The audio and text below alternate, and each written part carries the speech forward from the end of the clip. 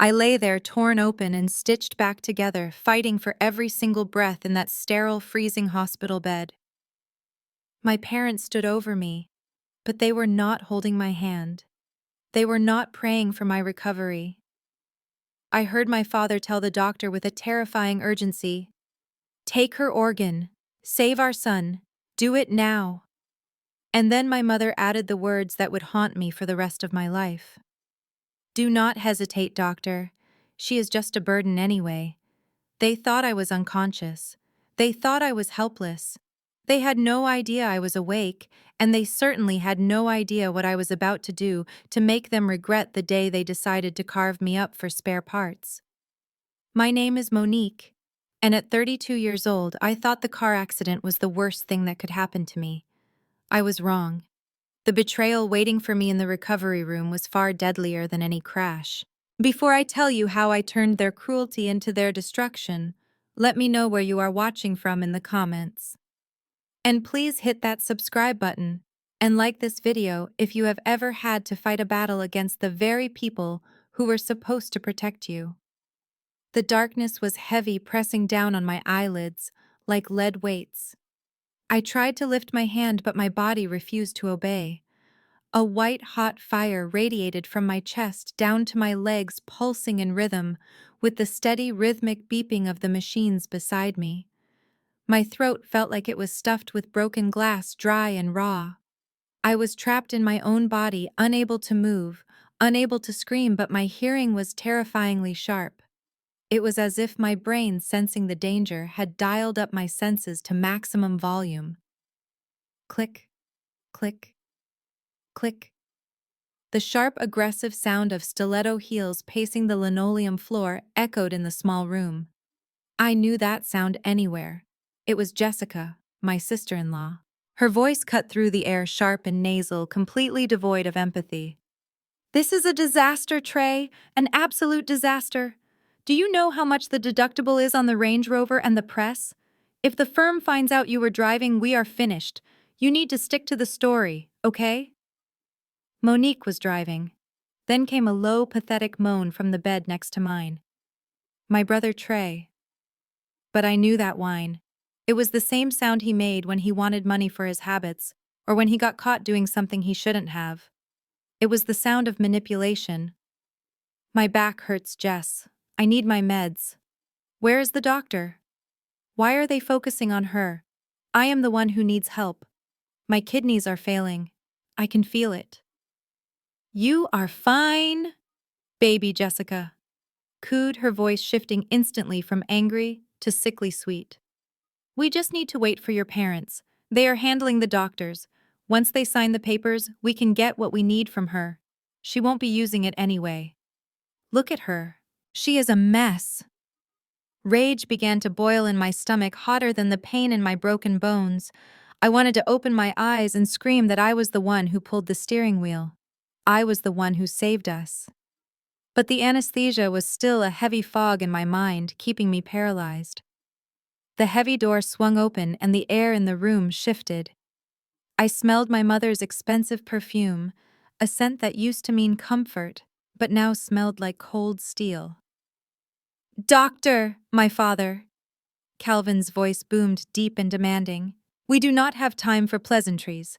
We need a timeline. Is the organ viable?"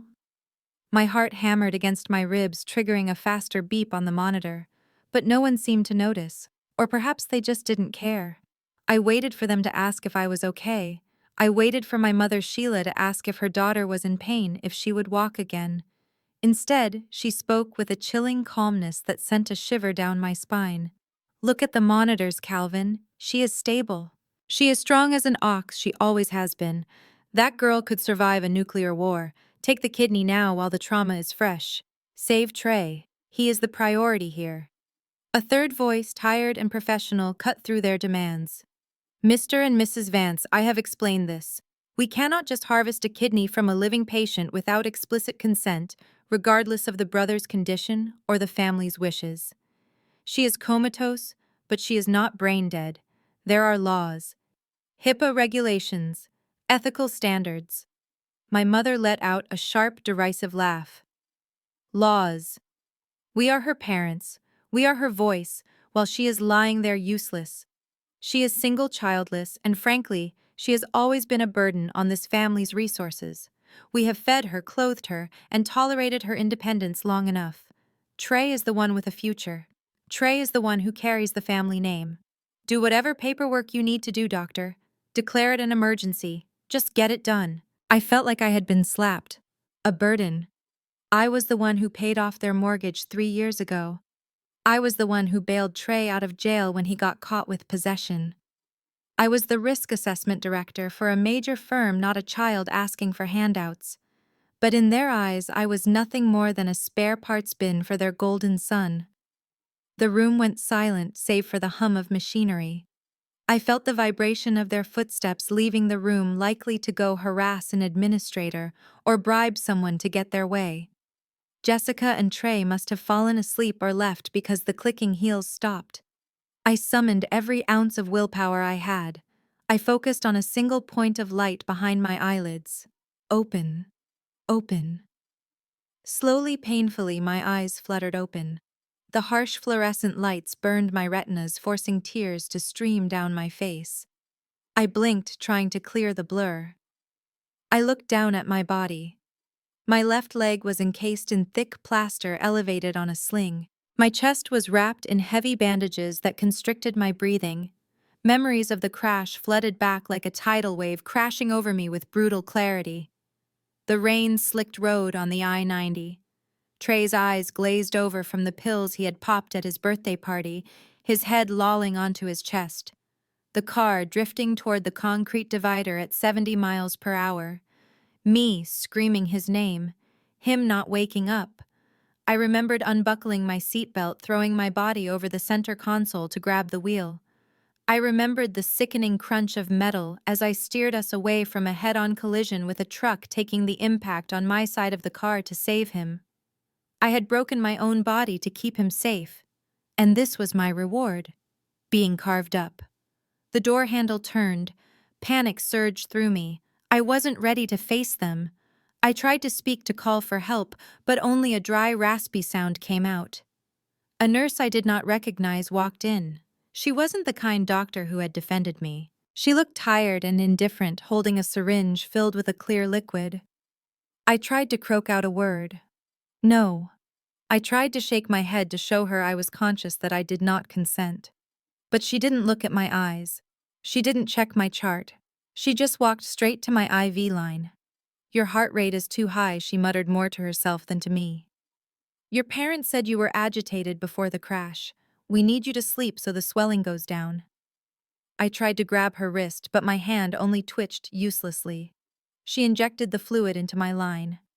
Shh, honey, she said dismissively, patting my hand with a patronizing touch. Just relax. It is better if you rest. The doctor will be back in the morning to discuss the procedure for your brother. As the blackness dragged me back down heavy and suffocating, I realized with terrifying clarity that they were not trying to heal me. They were preparing me. I was alone, trapped in a hospital that listened to my parents' money rather than my rights. But as the last sliver of light faded, I made a silent vow. If I woke up from this, I would take everything from them. Everything.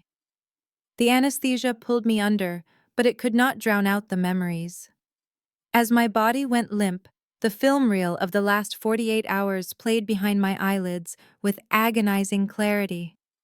I needed to remember exactly how I ended up broken in this bed, because the truth was my only weapon left. It started 2 days ago at Trey's 29th birthday party. The bass from the speakers was shaking the walls of the downtown loft my parents had rented for him. The air was thick with the smell of expensive cologne and something acrid and chemical.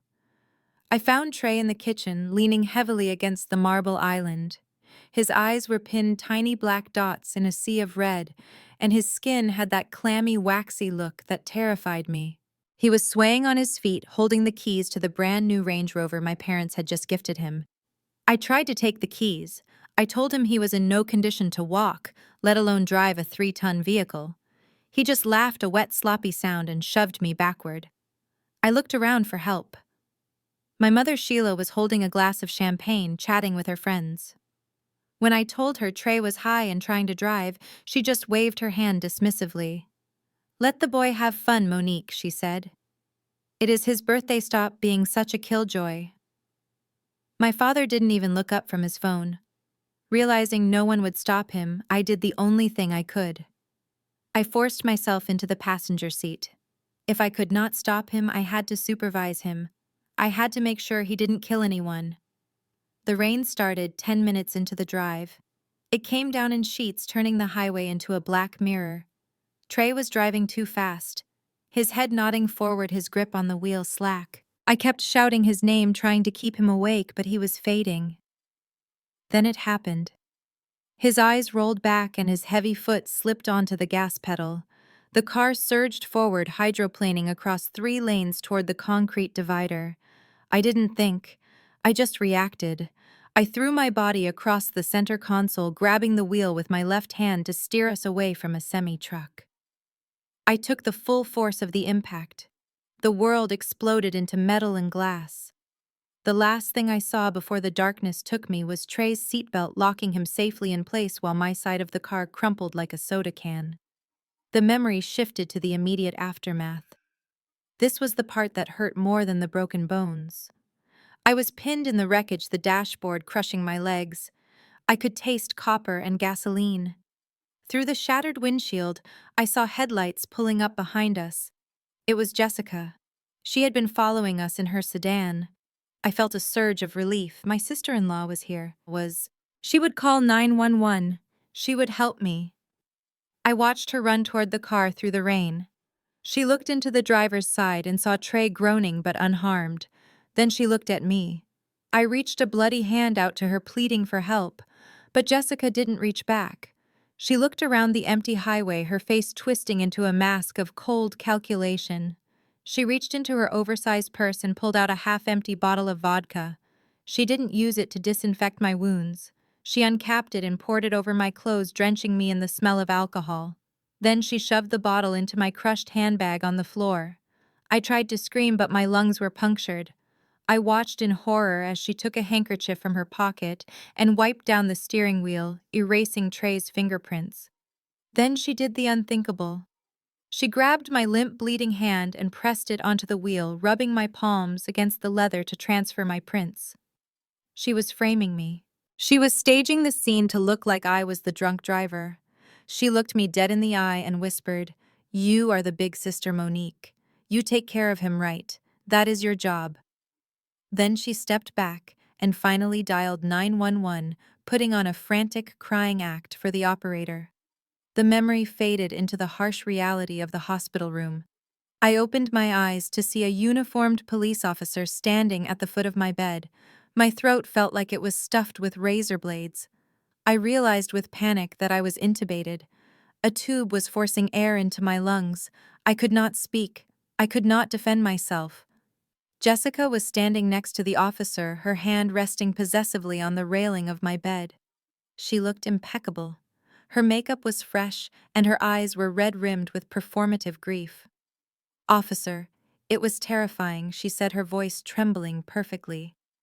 "Monique has been struggling with alcohol for years. We tried to stop her from driving. Trey begged her to give him the keys, but she was belligerent. She insisted on driving her brother home for his birthday. She nearly killed him." The officer scribbled in his notebook, looking at me with undisguised disgust. I thrashed against the sheets, the monitors beeping wildly. I wanted to tear the tube out of my throat and scream the truth. I wanted to tell him about the vodka, the prints, the opioids in Trey's system. Jessica leaned in closer, pretending to comfort me. She took my hand, the one with the IV line, and squeezed. It wasn't a gentle hold. She dug her manicured nails into my palm, grinding my bones together. It was a warning. A physical threat right under the officer's nose. "Shh, Monique," Jessica cooed, staring daggers into my eyes. "Save your strength. You are going to need it. We are handling everything. Just accept what you did." The officer shook his head, closing his notebook. "We will wait for the toxicology report, but with the open container found in the vehicle and witness testimony, it looks pretty open and shut. You are looking at vehicular assault and reckless endangerment, ma'am." I stopped thrashing. I went perfectly still. The pain in my hand where Jessica was digging her nails in sharpened my focus. They thought they had won. They thought my silence was defeat. They were wrong. I looked at Jessica, and I let all the fear drain out of my eyes, replacing it with a cold, hard promise. I would not speak another word. Not to the nurses, not to my parents, and certainly not to the police. I would stay silent until I had my lawyer in this room, and when I finally opened my mouth, I would not just defend myself. I would burn their entire house of lies to the ground. The scratch of the pen against the discharge papers sounded loud enough to shatter my eardrums. I watched helplessly as my father Calvin signed his name with a flourish, effectively signing my transfer from a hospital where I had rights to a prison where I would have none. The attending physician looked hesitant, his eyes darting between my casted leg and my parents' stone-cold faces. He tried to argue that I needed observation, that my vitals were still fluctuating, but my mother Sheila cut him off with a smile that did not reach her eyes. She placed a hand on his arm, feigning maternal concern. "We have hired a private nurse doctor. Her room is fully equipped. We just want our baby girl home where she belongs." It was a lie so smooth it almost sounded like love. I tried to glare at the doctor, to telepathically beg him to look at my medical chart to see the bruise on my arm from where Jessica had grabbed me, but my body betrayed me. The sedatives they had given me earlier made my head loll to the side. I felt like a rag doll as two orderlies lifted me from the bed into a wheelchair. My father leaned down, his breath smelling of stale coffee and mints, and whispered in my ear so low that only I could hear. "Do not make a scene, Monique. We are doing this for the family. Be grateful. Grateful." I was being kidnapped by my own parents to be harvested for parts, and he wanted gratitude. The ride to my apartment building was a blur of nausea and fear. When the elevator doors pinged open on the penthouse floor, my stomach dropped. This was my sanctuary. I had bought this place with the bonus from my first major risk assessment contract. It was supposed to be the one place where I was safe, where the chaos of my family could not touch me. But as my father wheeled me into the foyer, I realized my sanctuary had been invaded. The air, usually crisp and smelling of lemon verbena, was thick with the scent of fried food and my brother's cheap cologne. My eyes scanned the living room, and a silent scream built in my throat. My pristine white Italian leather sofa, the one I had saved for 6 months to buy, was covered in grease stains and discarded pizza boxes. But that was not the worst part. I looked at the mantel above the fireplace. For years, a large framed portrait of me receiving my master's degree had hung there. It was a symbol of my independence, proof that I had made something of myself despite their neglect. Now it was gone. In its place hung a gaudy, blown-up wedding photo of Trey and Jessica. In the photo, Jessica was smiling that same predatory smile she had worn in the hospital, and Trey looked high even then. They had literally erased me from my own home. My father pushed the wheelchair over a pile of dirty laundry that had been dumped in the middle of the hallway. I tried to reach for the wheels to stop him, to demand an explanation, but my arms were too weak. We passed the guest bedroom and I saw my mother's suitcases exploded all over the bed. I assumed they would put me in there. It was comfortable and it had an ensuite bathroom. I braced myself for the turn into that room, but my father kept walking. He pushed me past the guest room. He pushed me past the office, where I had built my career. Then we approached the master bedroom. My room. The double doors were wide open. Through them, I saw Trey. He was lying in my king-sized bed, wearing his shoes on my Egyptian cotton sheets, eating a burger. He looked up as I passed sauce on his chin and gave me a lazy wave. "Thanks for the upgrade, Mo," he mumbled, his mouth full. "The mattress is a little firm, but I will get used to it."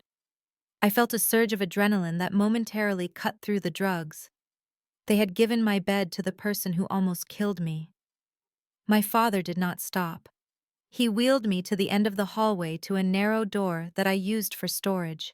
It was the maid's quarters, a small windowless room that I kept for cleaning supplies and overflow winter coats.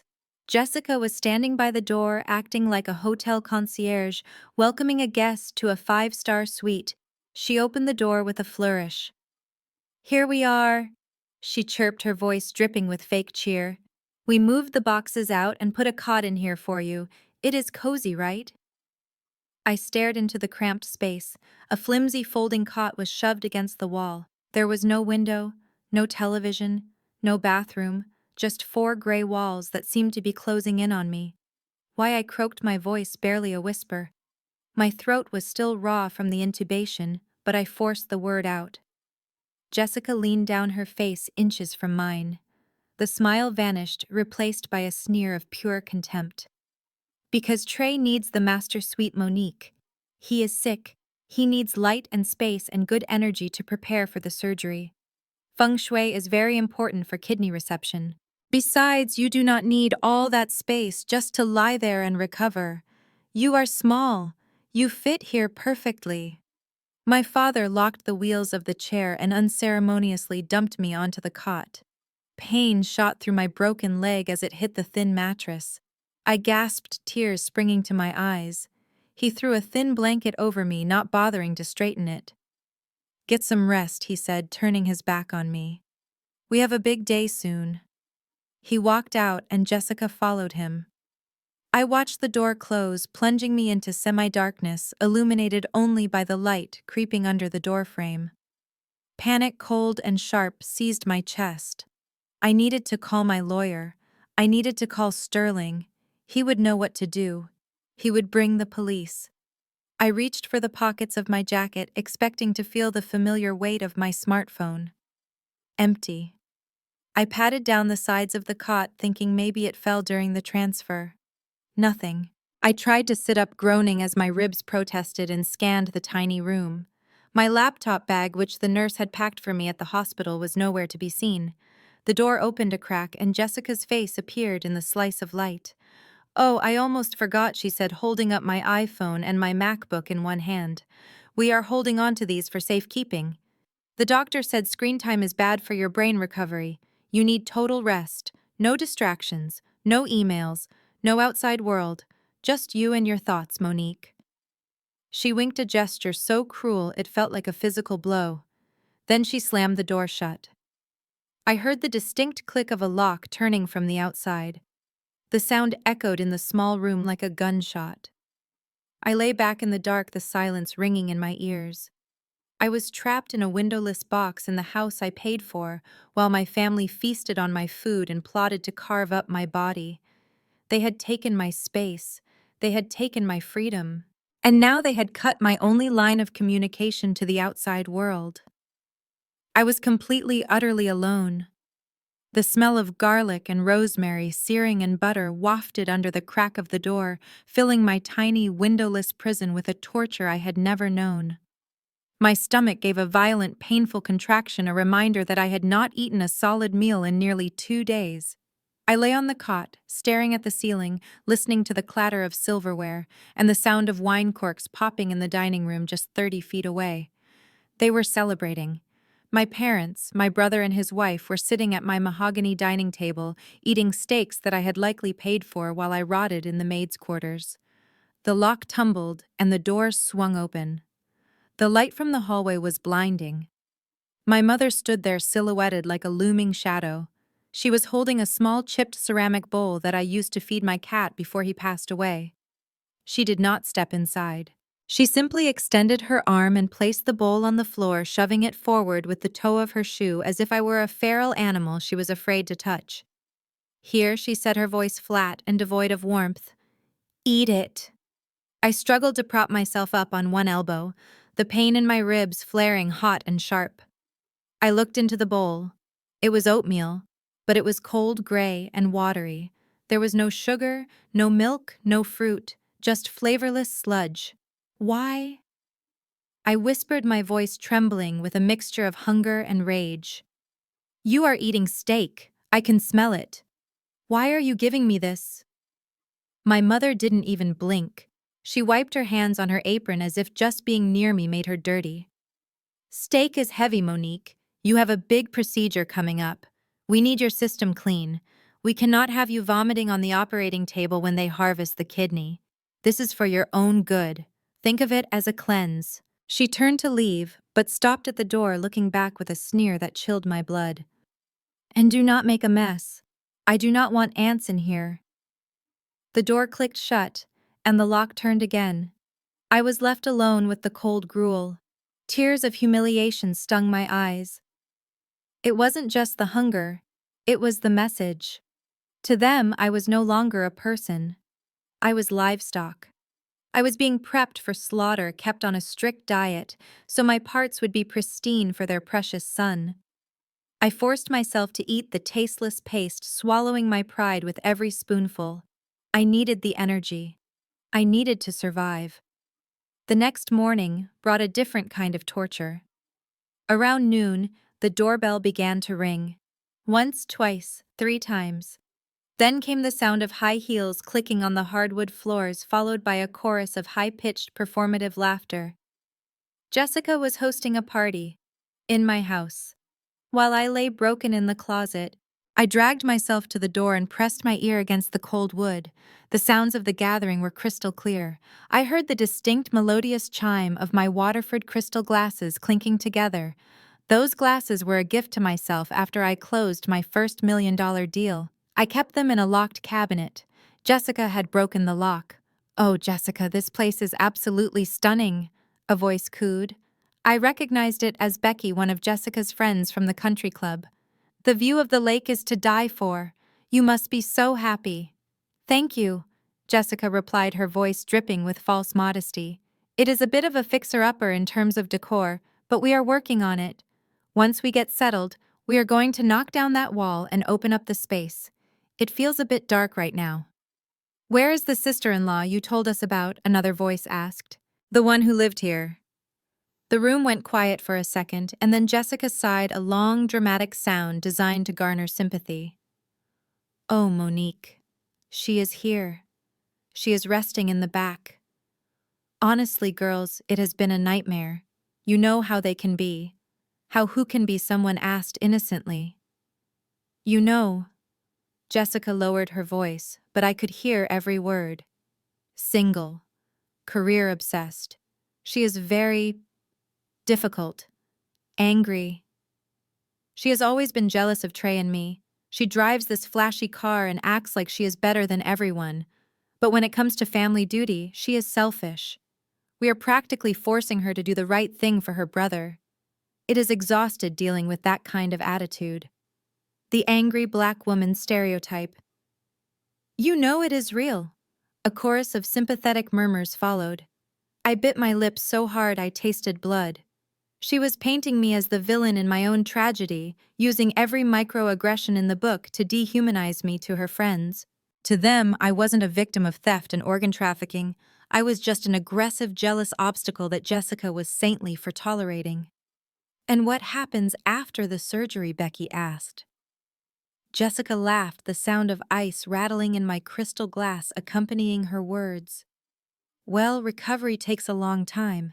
And honestly, I do not think she will be in any condition to manage a property this size. Trey and I are already looking at paint swatches. This place needs a woman's touch, not a spinster's clutter." My hands curled into fists. She was not just planning to take my kidney. She was planning to take my life, my home, my reputation. She was burying me before I was even dead. Suddenly, footsteps approached my door. I heard a hand fumble with the knob. "Where is the powder room again, Jess?" a voice called out. "Just down the hall on the left," Jessica shouted back. But the guest, clearly confused, or perhaps a bit tipsy, did not go left. She turned the lock on my door. To my horror, my father must have forgotten to engage the deadbolt fully after bringing me the water earlier. The latch clicked and the door swung open. A woman in a pastel yellow sundress stood there, freezing in her tracks. Light flooded the cramped, windowless maid's room. She looked down and saw me. I must have looked like a monster to her. My hair was matted, my leg was in a cast, and I was lying on a cot surrounded by buckets and mops. "Oh my God," she gasped, stepping back. I did not speak. I did not ask for help. I knew that if I screamed, Jessica would spin it, say I was crazy, say I was attacking her guest. Instead, I used the only weapon I had left: my eyes. I channeled every ounce of fury, every shred of dignity I had left, and I glared at her. I looked at her with such intense, burning hatred that she physically recoiled. I dared her to look away. I dared her to ignore the reality of what she was seeing. She turned pale, her hand flying to her mouth. She didn't apologize. She didn't ask if I was okay. She slammed the door shut and ran back down the hall, her footsteps frantic. I heard her whisper urgently to Jessica, but Jessica just laughed it off. "Oh, do not worry about that room. Just storage. Have another mimosa." The darkness returned, but something had shifted in me. The despair was gone, replaced by a cold, calculating clarity. I stared into the shadows of the closet, my eyes adjusting to the gloom. In the corner on the top shelf sat an old, dusty teddy bear. It was a relic from my childhood, something I had kept for sentimental reasons. But then I remembered. 3 years ago, when I was working on a high-risk corporate espionage case, I had hidden a burner phone inside that bear. It was a standard protocol for my job to have a backup communication line that could not be traced or hacked. I had stashed it there and forgotten about it. My heart began to hammer against my ribs. I ignored the pain in my leg. I ignored the hunger in my belly. I dragged myself off the cot, clawing my way up the shelves until my fingers brushed the synthetic fur. I pulled the bear down, ripping open its back seam with trembling fingers. There it was, a small black flip phone. I pressed the power button, holding my breath. The screen flickered to life. 1 bar of battery. No service in this windowless box. But I knew the Wi-Fi password. I knew the network hidden in the walls of my own house. I was not a servant. I was not a victim. I was Monique Vance, and I had just found my voice. The silence of the house at 2 a.m. was heavier than the darkness that filled my tiny, windowless prison. I lay on the cot, listening to the rhythmic settling of the building, waiting for the last floorboard to creak overhead, signaling that Jessica and my parents were finally asleep in the master suite. My body was a map of agony. The painkillers had worn off hours ago, and every breath felt like a jagged knife twisting in my ribs. My broken leg, encased in heavy plaster, throbbed with a dull, sickening rhythm that matched my heartbeat. But I could not afford to sleep. I could not afford to succumb to the pain. I stared into the corner of the room where the outline of the old shelves was barely visible in the sliver of light creeping under the door. High up on the top shelf sat the dusty teddy bear. It was a relic from a childhood I barely remembered, enjoying a time before I became the family scapegoat, and Trey became the golden idol. But 3 years ago, during a high-stakes corporate investigation involving industrial espionage, I had turned that innocent toy into a lifeline. I had stitched a burner phone inside its stuffing, a backup protocol I never thought I would use in my own home. I gritted my teeth and swung my legs off the cot. The movement sent a shockwave of white-hot pain up my spine that nearly made me black out. I bit into my pillow to stifle a scream. I could not wake them. If Jessica found me out of bed, she would suspect something. I dragged myself across the cold linoleum floor, inch by agonizing inch. My cast scraped against the ground, a sound that seemed deafening in the silence. I froze, waiting for footsteps. Nothing. I pulled myself up using the metal shelving unit, my arms trembling with the effort. My fingers brushed the synthetic fur of the bear. I gripped it tight and pulled it down, hugging it to my chest as I slid back down to the floor. My hands were shaking so badly I could barely find the seam I had sewn shut years ago. I used the sharp edge of my broken fingernail to rip through the thread. There it was, the cool plastic of a cheap flip phone. I flipped it open and held my breath. The screen flickered to life, casting a ghostly blue glow on my face. 1 bar of battery, 20%. No signal. I cursed silently. Of course there was no signal in this concrete box. But then I remembered the Wi-Fi. I quickly navigated the clunky keypad, typing in the password to my own network. Connected. I let out a breath I didn't know I was holding. I was about to dial my lawyer Sterling when the doorknob turned. Panic surged through me. I shoved the phone and the bear under the thin blanket and threw myself back onto the cot, pretending to be asleep. The door crashed open, slamming against the wall. The light from the hallway flooded in, blinding me. It was Trey. He didn't look like the golden child now. He looked like a cornered animal. His skin was pale and slick with sweat, his eyes wild and darting around the room. He was wearing nothing but his boxer shorts, and he was shivering violently despite the warmth of the house. Withdrawal. I recognized the signs immediately. His supply must have run out and the physical need was tearing him apart. "Where is it, Monique?" he hissed, stumbling into the room and kicking over a bucket of cleaning supplies. "Where do you keep your emergency cash?" "I know you have cash. You always have cash." He began tearing through the shelves, throwing boxes of detergent and rolls of paper towels onto the floor. He ripped the sheets off the spare pillows, looking for a hidden envelope. "Trey, stop," I said, keeping my voice low and calm despite the terror rising in my throat. "I don't have any cash here. Jessica took everything. Go back to bed." He spun around and lunged at me, grabbing the front of my shirt. His breath smelled sour like vomit and chemicals. "You are lying," he screamed, spit flying onto my face. "You are holding out on me. You always think you are better than me with your job and your money and your perfect life. Give it to me." He shook me, and pain exploded in my chest. I gasped, trying to push him away, but I was too weak. He let go of me suddenly, pacing the small room like a caged tiger clawing at his own arms. "I need something, Mo," he moaned, his voice cracking. "My back hurts. My head is splitting. I need to score. Just a little bit." "Trey, listen to yourself," I said, reaching under the blanket and finding the phone. I flipped it open by feel my thumb hovering over the voice memo button. "You are sick. You almost killed us both because of this. You need rehab, not money." He laughed, a dry, hysterical sound.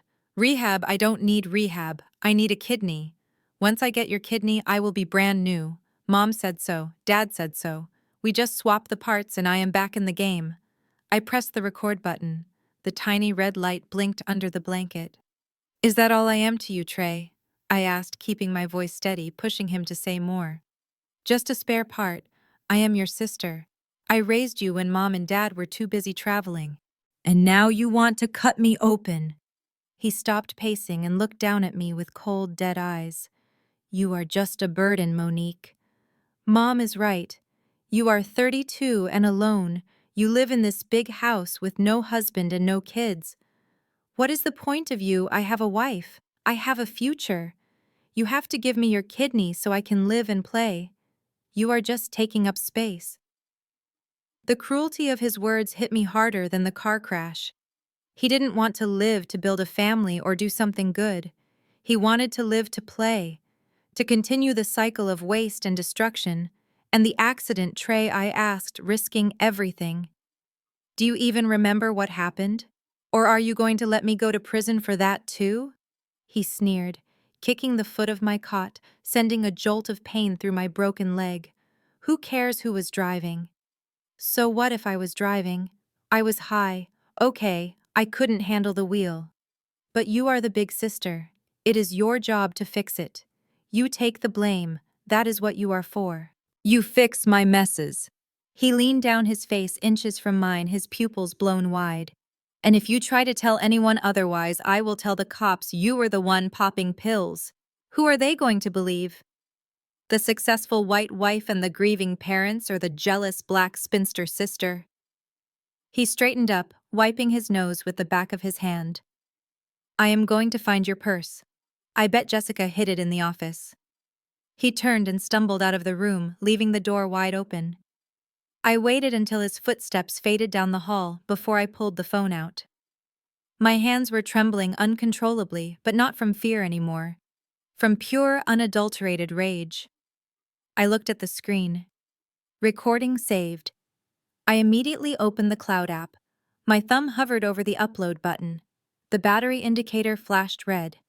5%. If the phone died before the file uploaded, the evidence would be trapped on this device, and if Jessica found it, I was dead. I pressed upload. The progress bar appeared a thin blue line moving agonizingly slow. 1%, 2%. I heard a crash from the office down the hall. Trey was destroying my workspace. 3%. The screen dimmed, trying to save power. I tapped it awake. Do not die on me now. 4%.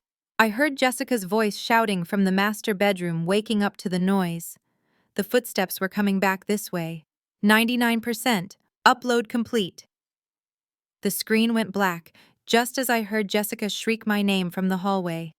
I shoved the dead phone back inside the teddy bear and threw it into the corner of the room, just as she appeared in the doorway, her face twisted in fury. But it didn't matter what she did to me now. My digital ghost was already in the cloud, and it was screaming the truth loud enough for the whole world to hear. I lay in the darkness of the maids' quarters for what felt like hours, listening to the muffled sounds of my family moving about in my home. The file I had uploaded to the cloud was safe, a digital time bomb waiting to detonate, but my physical reality remained terrifying. The next morning, the lock on my door clicked open, but it was not Jessica or my mother bringing me cold oatmeal. It was my father, Calvin, and behind him stood a man I had never seen before. The stranger was short and balding, wearing a suit that looked expensive but fit poorly. He carried a leather briefcase and smelled of stale tobacco. My father did not introduce him. He simply stepped into the cramped room, kicking aside the bucket I had used to prop up my broken leg. "Sit up, Monique," my father commanded, his voice devoid of any paternal warmth. "We have business to discuss." I struggled to push myself up against the wall, wincing as my ribs protested. I looked at the stranger, my eyes narrowing. "Who is this?" I asked, my voice raspy from dehydration. "This is Mr. Henderson," my father said, gesturing vaguely. "He is a family attorney. He has prepared some documents to streamline your recovery process." Mr. Henderson opened his briefcase and pulled out a thick stack of papers. He handed them to me with a smile that didn't reach his eyes. "Just standard procedure, Miss Vance. Given your incapacitated state and the trauma of the accident, your parents feel it is best if they can make medical decisions on your behalf. This is a medical power of attorney. It grants them full authority to consent to procedures, surgeries, and treatments if you are unable to do so." I scanned the document. It was not standard. It was a death warrant. The language was broad and sweeping. It gave them the power to consent to organ donation, experimental surgeries, and even the withdrawal of life support. If I signed this, they could legally wheel me into an operating room and cut out my kidney without me ever saying a word. "I am not signing this," I said, dropping the papers onto the cot. "I am awake. I am conscious. I can make my own decisions." My father's face darkened. He took a step closer, looming over me. "You are not thinking clearly, Monique. You are on heavy medication. You are confused. We are trying to help you. Sign the damn paper." I shook my head, my heart pounding against my bruised chest. "No, get out of my room."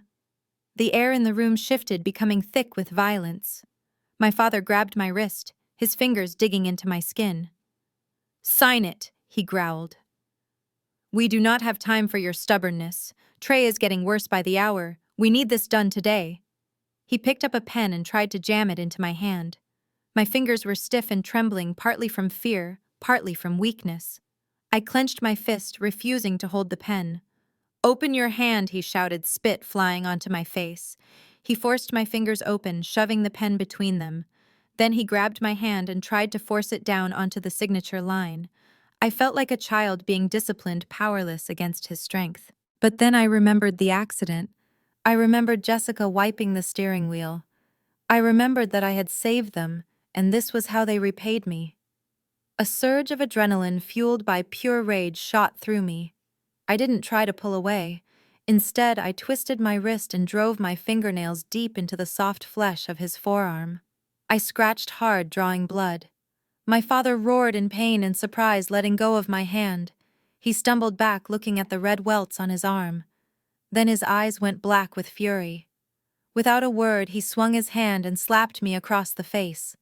The impact was deafening in the small room. My head snapped to the side and I tasted copper in my mouth. My ear rang with a high-pitched whine. I slumped against the wall, stunned. My own father had just struck me. The man who had taught me to ride a bike, who had walked me to the bus stop, had just hit me because I wouldn't let him harvest my organs. "Dad, stop." Jessica appeared in the doorway, her eyes wide.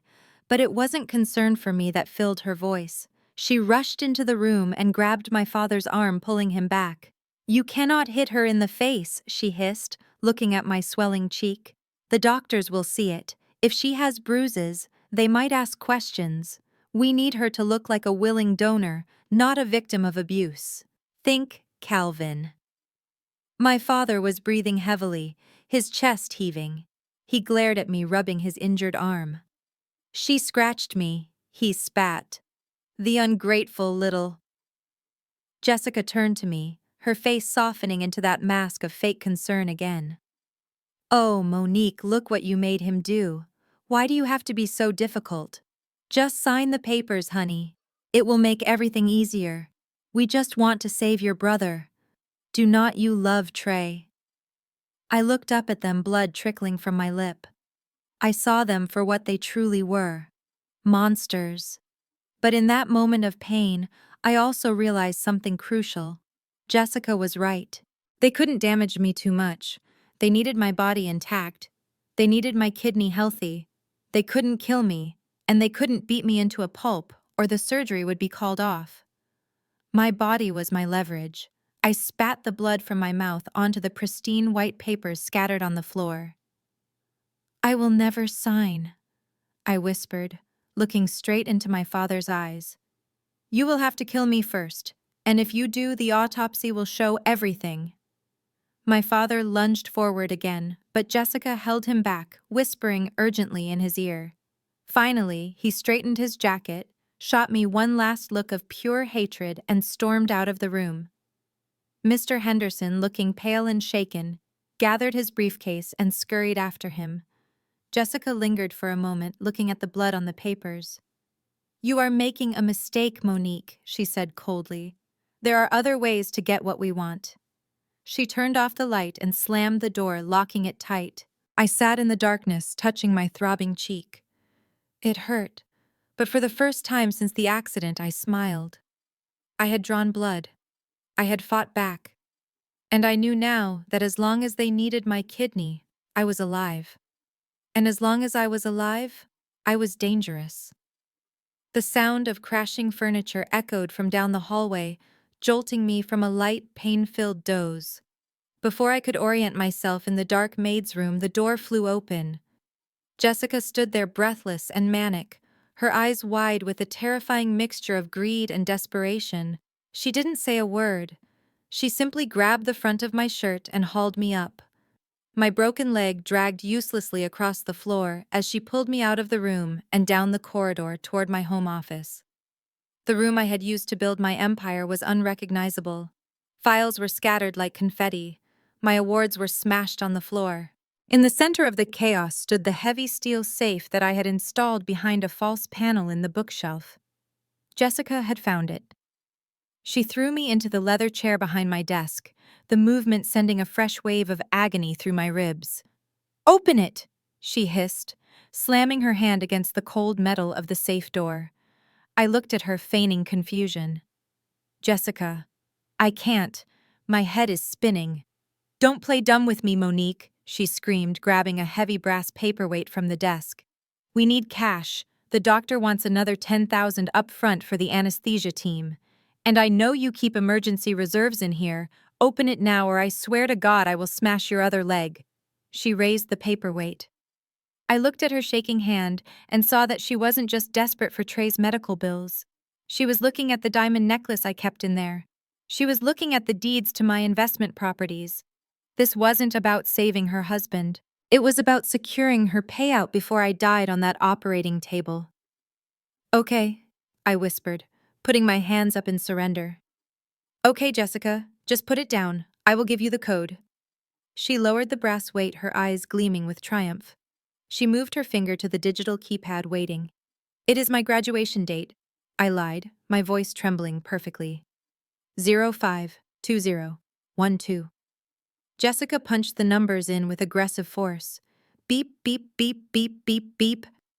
The light on the safe blinked yellow. She frowned. It didn't open. You lied to me, she growled, turning to me with the paperweight raised again. No, no, I cried, shrinking back. I must have mixed it up. It is Dad's birthday. Try that. 08151955. She turned back to the keypad, her breathing heavy. She punched in the second code. Beep, beep, beep, beep, beep, beep. The light blinked yellow again, faster this time. Last chance, Monique, she whispered, her voice low and dangerous. Give me the real code. I looked at the safe. I knew exactly what was happening. It was a high-security model I had configured for maximum risk protection. 3 wrong attempts didn't just lock it for 5 minutes. It triggered a permanent security lockdown that could only be overridden by a biometric key at the bank's main branch. More importantly, it sent a silent duress signal to the private security firm monitoring the house.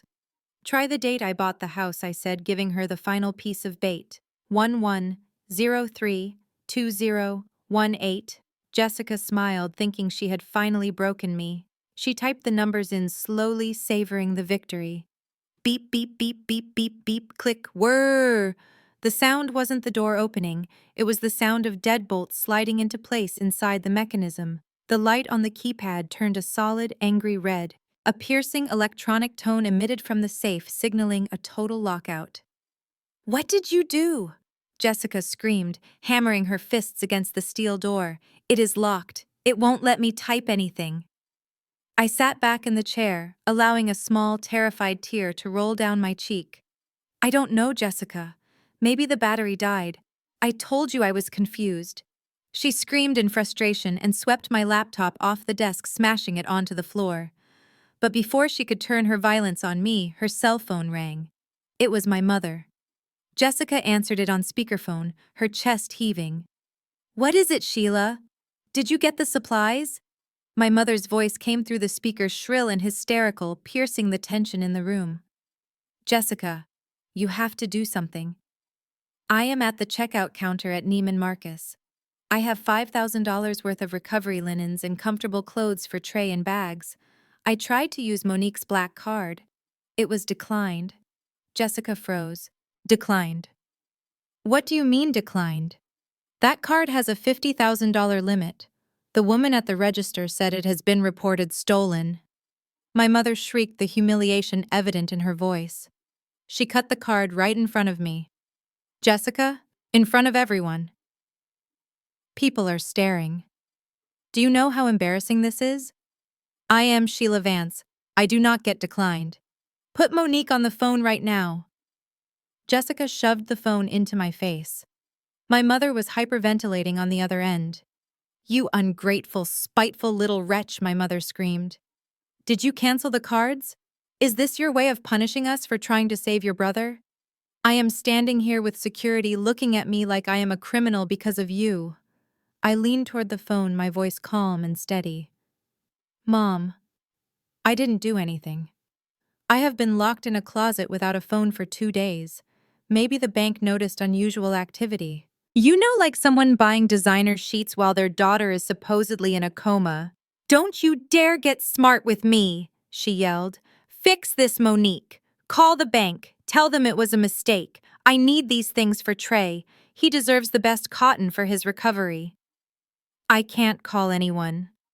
Mom, I said dryly. Jessica has my phone. Remember? Jessica pulled the phone away and ended the call, her face pale. She looked at the locked safe.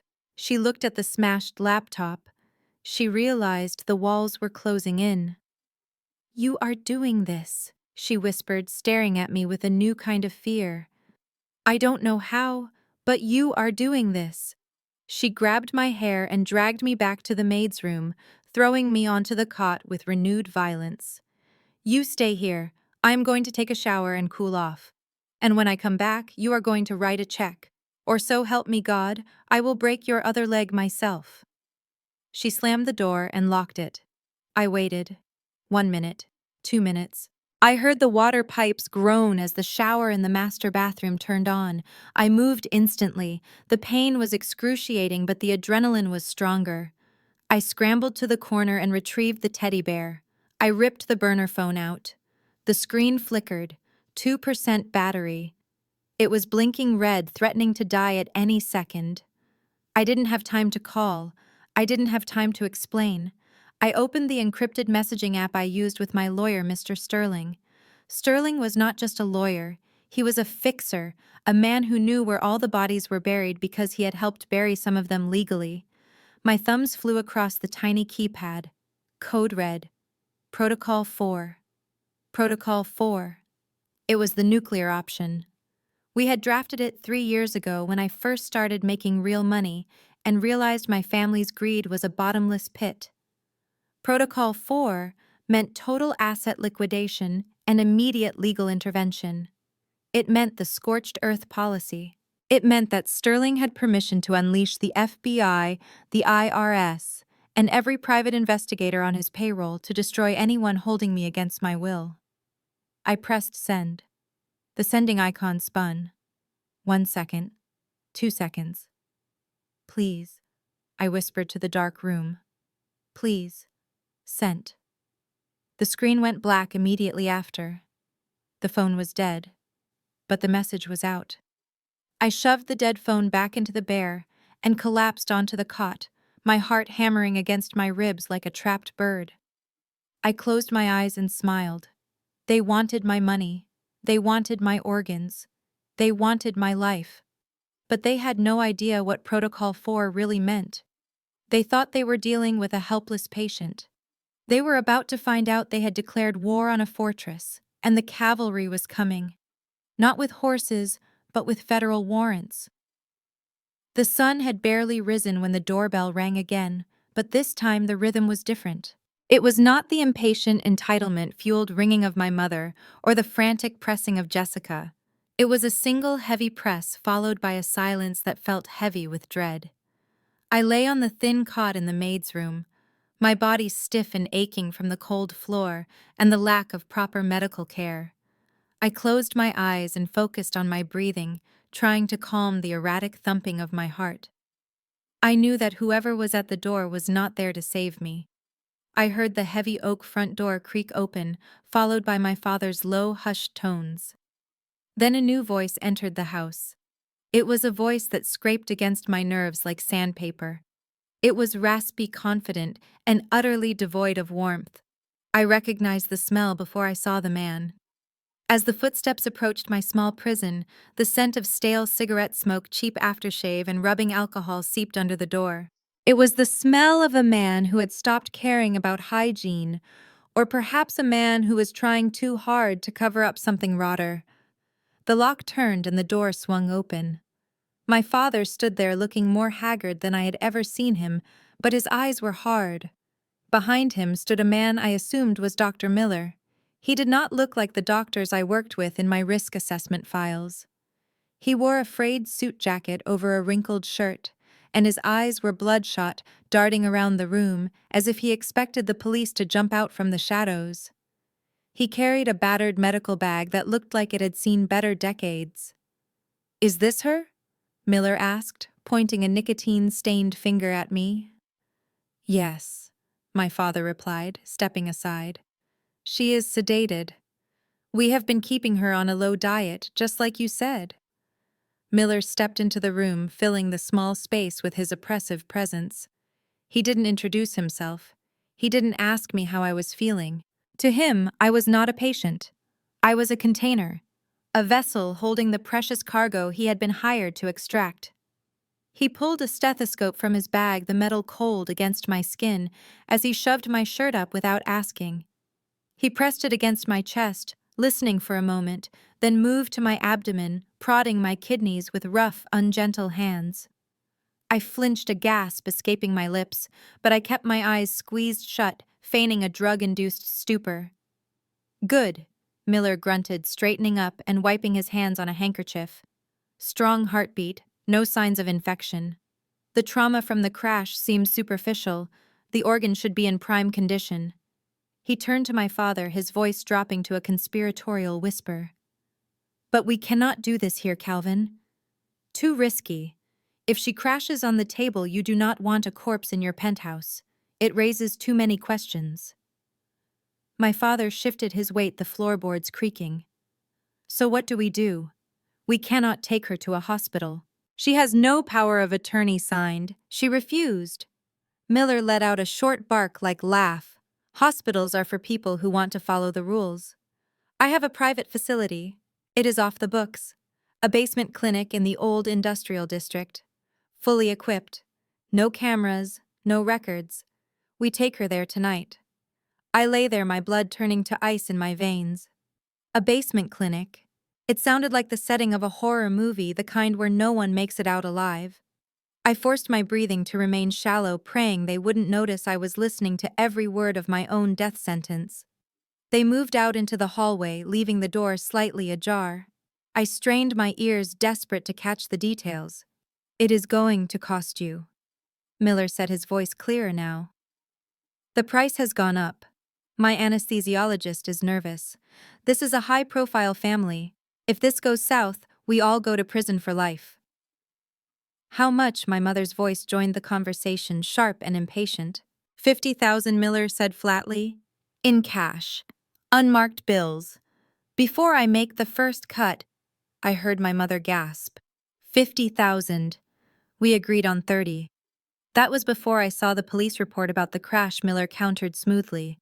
That was before I knew she was the one who supposedly caused the accident. Look, here is the plan. I take the left kidney. I transplant it into your son immediately. We tell the authorities she had a cardiac event due to the trauma of the crash, an embolism. It happens all the time with crush injuries. I write the death certificate myself. Cause of death, natural complications. She gets cremated, no autopsy, no evidence. You get your son back and your problem disappears. My problem disappears. That was me. I was the problem. I waited for my parents to protest. I waited for my father to say that 50,000 was too much to pay for murdering his daughter. I waited for my mother to remember that I was the one who bought her that diamond bracelet she wore every Sunday. But the silence stretched on, heavy and suffocating. We do not have 50,000 in cash right now. Jessica's voice piped up, sounding more annoyed than horrified. She locked the safe. The accounts are frozen. Miller's bag clicked shut. Then I cannot help you. Call me when you have the money, or watch your son die. Your choice. Wait, my father said, desperation cracking his voice. We have assets. We have things we can sell. We can sell the Range Rover, Jessica said quickly, her voice rising with excitement. The one she was driving. It is barely damaged. The airbags deployed, but the engine is fine. It is worth at least 80,000. But the title, my mother argued, the title is in her name. Jessica laughed, a cold, chilling sound. Mom, I have been practicing her signature for years. I signed for all her packages. I can forge the transfer of ownership in 5 minutes. We take the car to that sketchy dealer in South Chicago, the one who buys without asking questions. He will give us 60,000 cash on the spot. I felt a tear slide down my temple, disappearing into my hair. They were going to sell my own car, the car I had almost died in, to save them, to pay the hitman who would kill me. The irony was so sharp it felt like a physical blade. Do it, my father said, his voice final. Jessica, get the title from the desk. Sheila, get the car ready. Dr. Miller, we will have the money by this evening. Excellent, Miller said. Bring her to the loading dock behind the old textile factory on 4th Street at midnight. Do not be late, and make sure she does not eat anything else. I want her empty when I open her up. The heavy footsteps moved away toward the front door. The deal was done. My life had been bartered for a luxury SUV and a stack of dirty cash. I heard the front door close, sealing my fate. Tonight. Midnight. I stared at the ceiling of my prison, the darkness swirling around me. I had less than 12 hours. My protocol with Sterling had been initiated, but government wheels turned slowly. The FBI needed warrants. They needed probable cause. They might not get here in time. I looked at my broken leg. I looked at the locked door. I was alone, injured, and out of time. But as the fear threatened to paralyze me, a new feeling took root. It was a cold, hard resolve. They wanted me empty. They wanted me weak. But they had forgotten one thing. I was a risk assessor. I spent my entire life calculating the odds of survival in the worst-case scenarios, and I knew that even when the house always wins, there is always a way to cheat the dealer. I wiped the tear from my face. I would not die in a basement, not tonight, not ever. The clock was ticking, but for the first time in days I was ready to start the countdown on my own terms. The silence that descended upon the penthouse that evening was far more terrifying than the screaming matches had been. For days I had been treated like a prisoner, fed scraps like a dog, and locked in the dark. But as the sun began to set, casting long blood-red shadows across the floor of the maid's room, the atmosphere shifted. The lock clicked, but the door didn't slam open. Instead, it glided open smoothly. Jessica stepped inside. She was not holding a weapon or a demand letter. She was holding a silver hairbrush and a warm, fluffy towel. Her face was washed clean of the sneer she had worn for the past 48 hours. In its place was a soft, beatific smile that chilled me to the bone. "Hi, sweetie," she said, her voice dropping to a gentle coo. "I thought you might want to freshen up. You have had such a hard time. Let me help you with your hair." I sat up on the cot, my back pressed against the cold wall. Every instinct in my body screamed at me to run, to fight, to claw her eyes out. But I knew the plan. I had to play the part. I had to be the submissive, broken victim they believed me to be. I let her sit on the edge of the cot. I let her reach out and touch me. As she began to brush through my tangled hair, her strokes were rhythmic and hypnotic. It was sickening.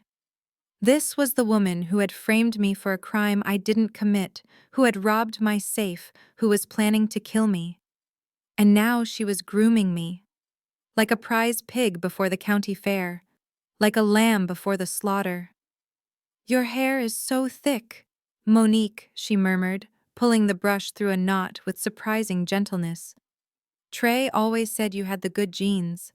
It is a shame you never really did anything with your looks. You were always so buried in your work. But do not worry. After tonight, everything will be different." She was right. Everything would be different. But not in the way she thought. A few minutes later, my mother walked in. She was carrying a tray, and the smell hit me instantly. It wasn't the cold gray oatmeal of yesterday. It was rich, savory chicken soup smelling of sage and thyme. It was her special recipe, the one she used to make when I was a child and had the flu. The smell brought tears to my eyes, not from nostalgia, but from the sheer cruelty of it. She was using my childhood memories as a weapon.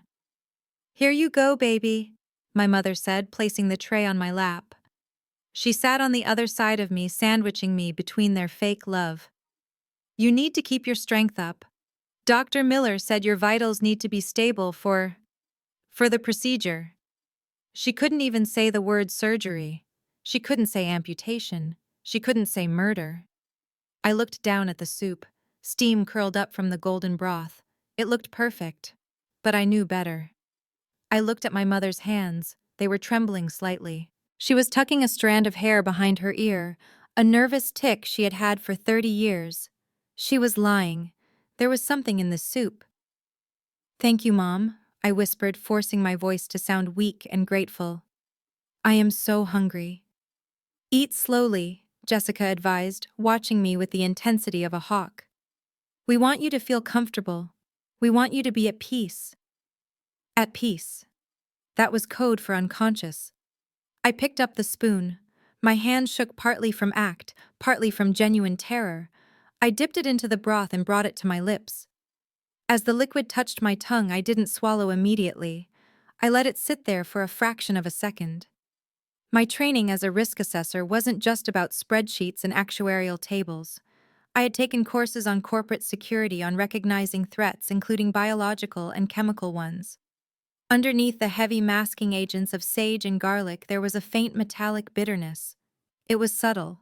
If I hadn't been looking for it, I might have missed it. But it was there. Benzodiazepines. Or maybe something stronger, a sedative cocktail designed to knock me out without lowering my heart rate too dangerously. I made a show of swallowing, but I held the liquid in the pocket of my cheek. "It is delicious," I said, giving them a small, sleepy smile. I took another spoonful and another, hiding each mouthful in my cheeks until my jaw began to ache. I needed a way to get rid of it. I needed a distraction. I think I need a napkin," I said, pointing to the nightstand across the room. I spilled a little. Jessica turned her head to look. In that split second, I spat the mouthful of toxic soup into the thick fold of the paper napkin I was clutching in my hand. I wiped my mouth vigorously to cover the action. By the time she turned back, I was chewing on empty air, pretending to finish a piece of chicken. I repeated this dance for 10 agonizing minutes. Distract, spit, wipe, pretend. I managed to empty half the bowl into the napkin, which was now a soggy, heavy ball of evidence in my hand. I feel strange, I slurred, letting my eyelids droop. My head. It feels so heavy. "That is just the food settling, honey," my mother said, her voice tight. "Just relax. Let it happen." I let the spoon clatter into the bowl. I allowed my head to roll back against the wall. I slowed my breathing, making it deep and rhythmic. I let my mouth hang open slightly. I went limp. Silence filled the room. I could feel their eyes on me. They were waiting, watching. "Is she out?" Jessica whispered. My mother leaned forward. She pinched my arm hard. It hurt, but I didn't flinch. I was a statue. I was a corpse in waiting.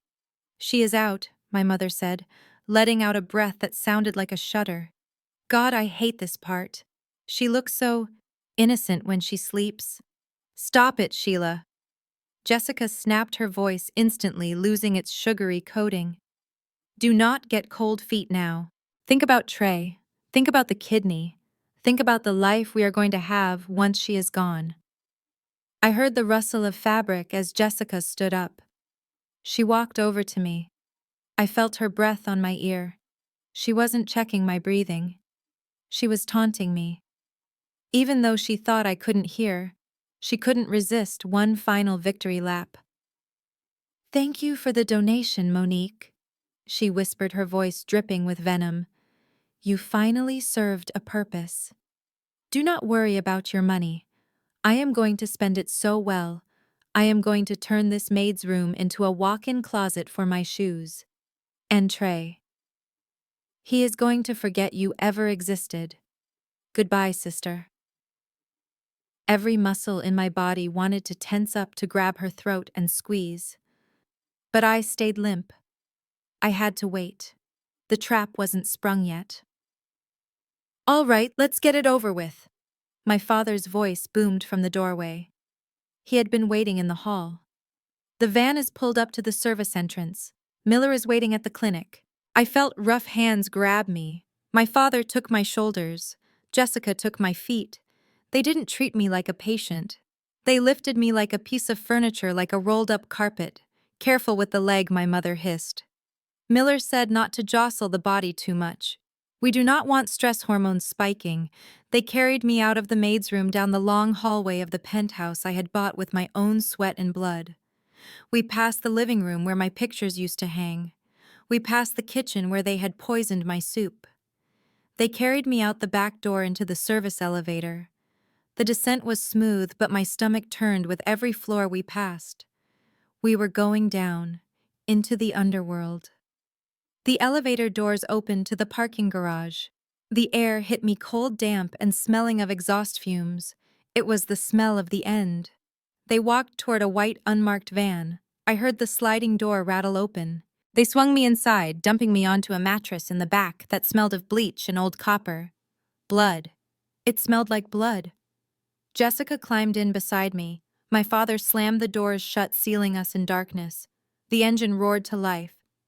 As the van lurched forward, heading toward the illegal clinic where Dr. Miller was sharpening his scalpels, I lay in the dark, my eyes closed, my breathing slow.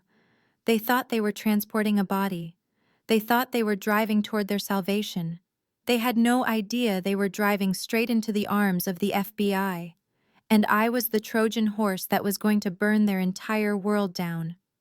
The metal floor of the van was cold enough to seep through the thin mattress and bite into my skin, but I welcomed the chill. It was the only thing keeping me grounded in reality as the vehicle lurched through the Chicago streets. I lay perfectly still, my body rolling slightly, with every turn my eyes squeezed shut. To my father driving in the front seat, and my sister-in-law Jessica sitting by my feet, I was nothing more than unconscious cargo, a problem being transported to a solution. But inside my mind was racing with the precision of a GPS tracker. I counted the seconds between stops. We had been driving for 20 minutes. The smooth hum of the asphalt on the highway had given way to the rhythmic thumping of potholes and gravel. We were off the main roads. I felt the van bank hard to the left, then slow down significantly. I counted 3 speed bumps. 1, 2, 3. My internal map lit up. We were in the old industrial district down by the river, the part of the city where the streetlights were broken and the buildings were hollowed-out shells of former factories. It was the perfect place for a crime that required silence. Jessica shifting her weight on the wheel well. She was humming a soft tune, something cheerful and completely at odds with the fact that she was sitting next to a woman she believed she was about to murder. It was a chilling reminder of her sociopathy. She wasn't nervous, she was excited. She was probably mentally decorating my penthouse, already picking out new curtains with the money she would get from selling my life. The van came to a sudden halt, throwing me forward slightly. I forced my body to remain limp, resisting the urge to brace myself. The engine died and silence flooded the cramped space. I heard the heavy sliding door of a warehouse roll open, followed by the sound of the van starting up again and creeping forward. We were driving inside. They were hiding the vehicle so no one would see them unloading the body. The back doors swung open, and the smell hit me instantly. It was a damp, cloying cocktail of mold rust and cheap industrial-strength bleach. It smelled like a slaughterhouse that had been hastily scrubbed clean. "Grab her legs, Jessica," my father ordered, his voice echoing in the cavernous space. "And for God's sake, do not drop her. We need the merchandise intact." I felt Jessica's manicured hands grip my ankles. My father grabbed my shoulders. They hoisted me out of the van with a grunt, carrying me like a roll of discarded carpet. I let my head loll back, swinging sickeningly with their steps. Through the slit of my slightly parted eyelids, I saw a concrete ceiling stained with water damage and flickering fluorescent lights that buzzed like angry hornets. They carried me toward a heavy metal door. A man stepped out to meet them. It was Dr. Miller. In the harsh light of the warehouse, he looked even more disheveled than he had at the house. He was wearing a plastic apron over his clothes, the kind a butcher would wear, and he was pulling on a pair of latex gloves that snapped against his wrists with a sound like a gunshot. "Right this way," Miller said, his voice eager. "The theater is prepped." "Theater is..." We descended a flight of metal stairs, the grating clanging under their feet. The air grew colder, and the smell of chemicals grew stronger. We were going underground into a basement that likely did not exist on any city blueprint. This was where licenses went to die, and where desperation was currency. The room they brought me into was terrifying in its functionality. It was not a sterile operating theater. It was a concrete box with a drain in the floor. 2 surgical tables stood in the center, illuminated by portable floodlights. Beside the tables stood 2 men who looked more like bouncers than medical assistants. They were thick-necked and silent, with arms the size of tree trunks. These were the enforcers Miller had hired to make sure the patient did not wake up and run away. "Strip her down and prep the site," Miller commanded, gesturing to the table on the left. My father and Jessica dumped me onto the cold vinyl surface of the table. I felt hands on my clothes, tearing at the fabric rather than unbuttoning it. They stripped me down to my underwear, leaving me exposed and shivering in the freezing air. I felt the cold, wet swipe of an iodine sponge across my abdomen, painting a target on the skin they intended to slice open. "Restrain her," Miller barked. "I do not want involuntary muscle spasms messing up my incision." The 2 large men stepped forward. I felt heavy leather straps being pulled across my chest, my waist, and my legs. They cinched them tight, pinning me to the table. The buckle clicked into place, sealing my fate. I was trapped, bound and naked in a basement with 4 people who wanted me dead. From the table next to me came a giggling sound. It was Trey. "Look at her!" Trey slurred, his voice thick with the pre-op drugs Miller had given him. "She looks like a turkey ready for Thanksgiving. Hey Mo, can you hear me? You are finally useful for something." I listened to my brother, my own flesh and blood, laughing at my helplessness. He was already hooked up to an IV, lying comfortably on his table, waiting to receive the theft of my life. He didn't see a person. He saw a spare part vending machine. My mother walked into my field of vision. She was holding my purse, the one she had taken from the house. She wasn't looking at me. She was looking at Dr. Miller. "Here is the rest of the cash," she said, handing him a thick envelope. "We sold the car. It is all there."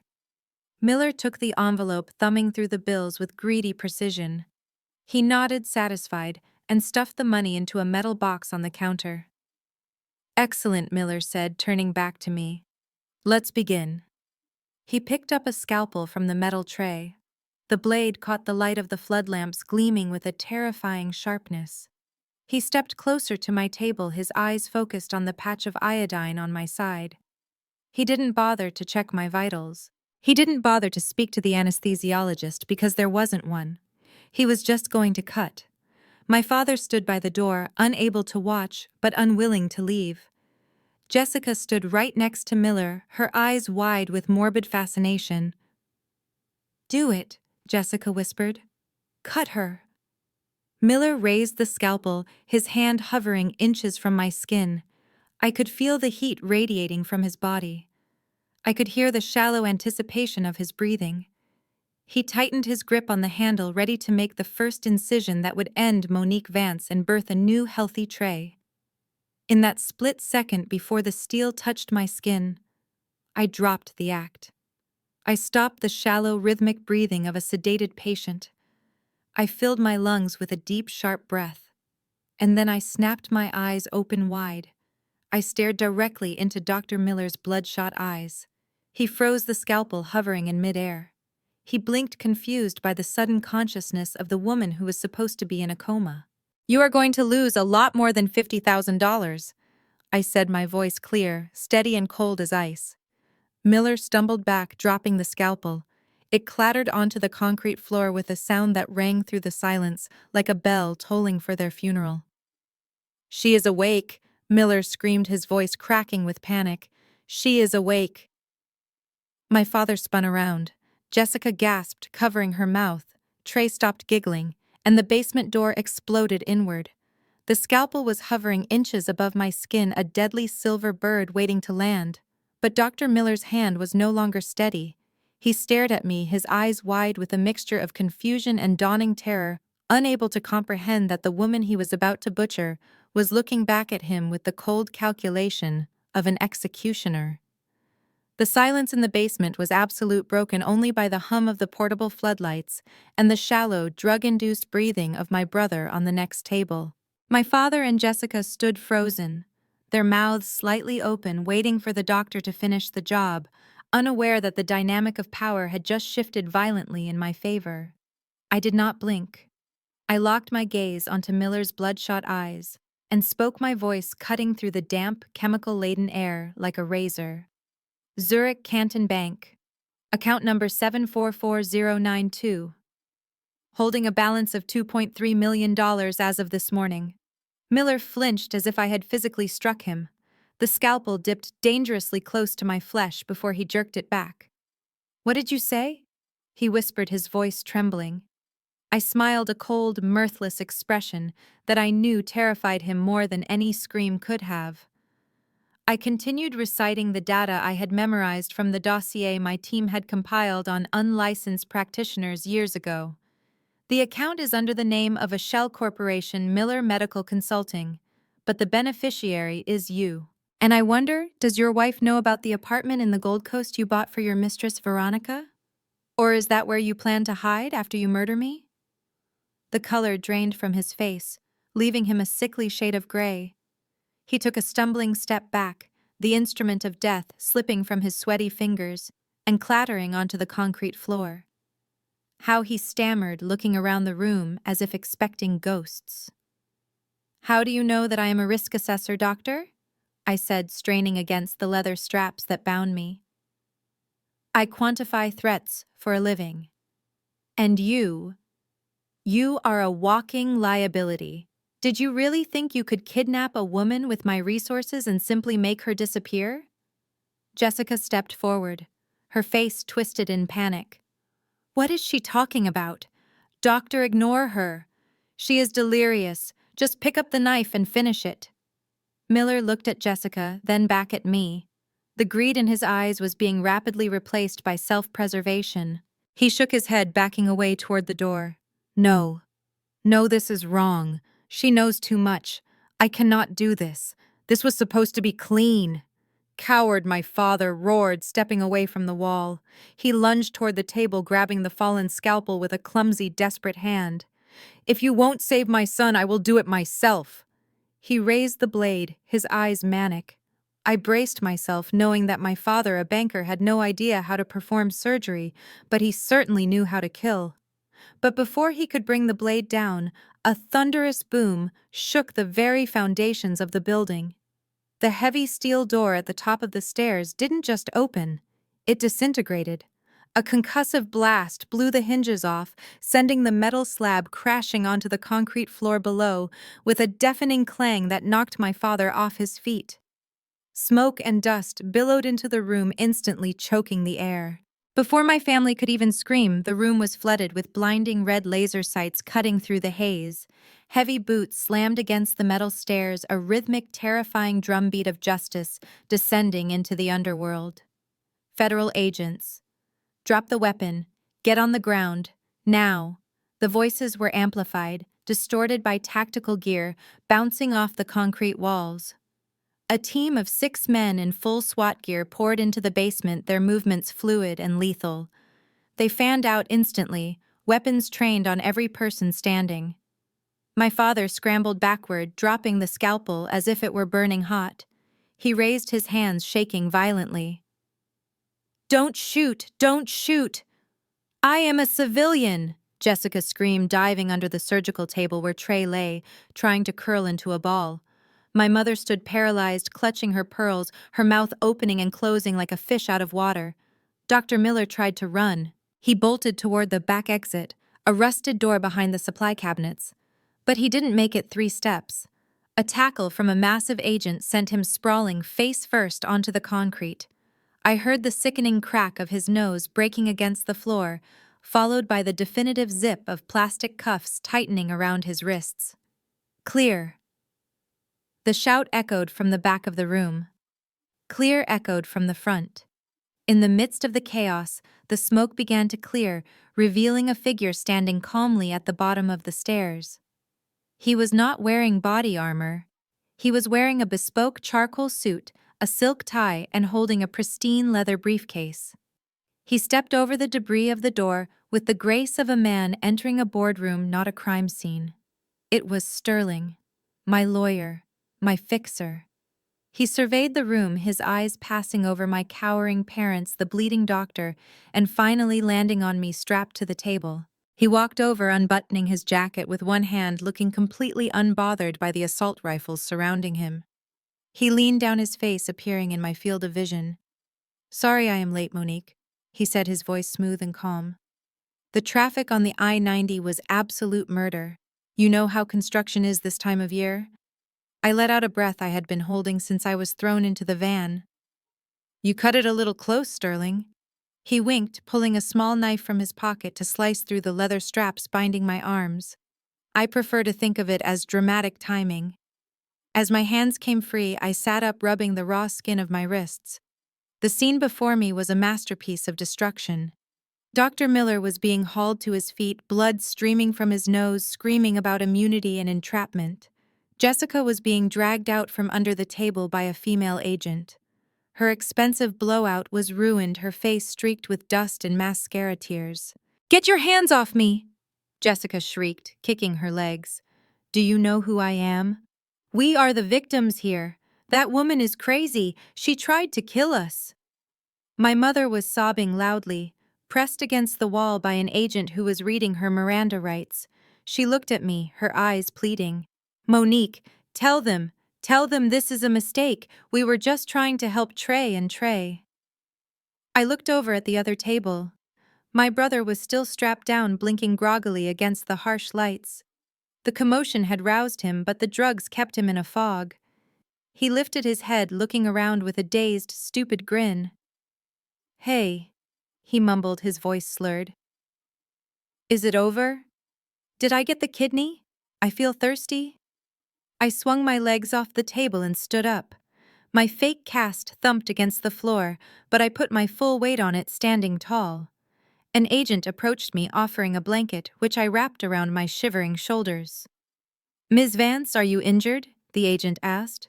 I looked at my family, the people who had raised me, the people who had claimed to love me, now all in handcuffs, reduced to common criminals. "No," I said, my voice steady. "I am perfectly fine." My father was being shoved toward the stairs. He fought against the agent's grip, twisting his body to look back at me. His face was purple with rage and denial. He couldn't accept that his authority had been stripped away. He couldn't accept that his property had fought back. "Wait!" he screamed, his voice raw and desperate, echoing off the damp walls.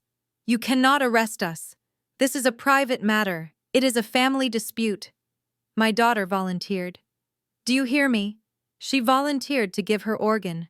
She is trying to frame us." I walked over to where the agents were holding him.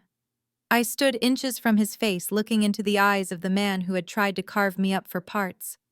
I looked at the agent holding him. "Officer," I said, clearly ensuring the body cameras recorded every syllable, "I did not volunteer.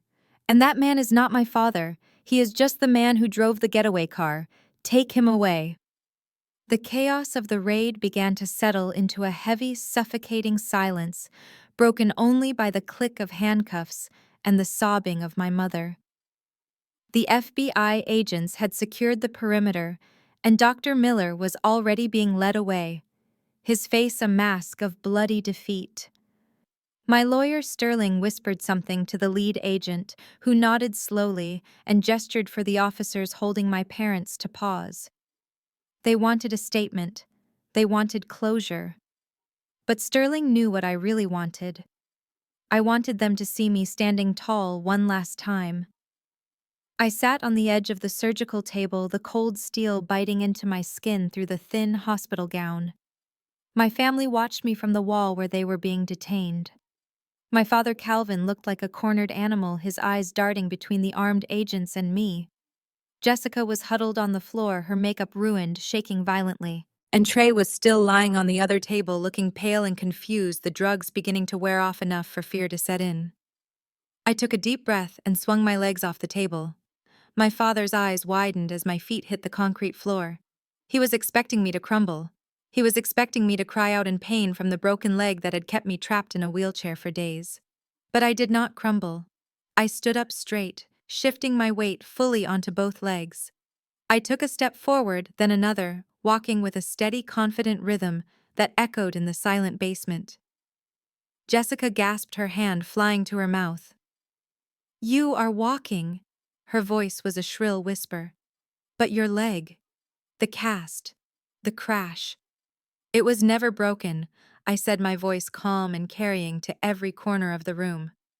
"It was a hairline fracture, Jessica. Painful, yes, but not crippling. The heavy cast, the wheelchair, the helplessness. It was all a performance.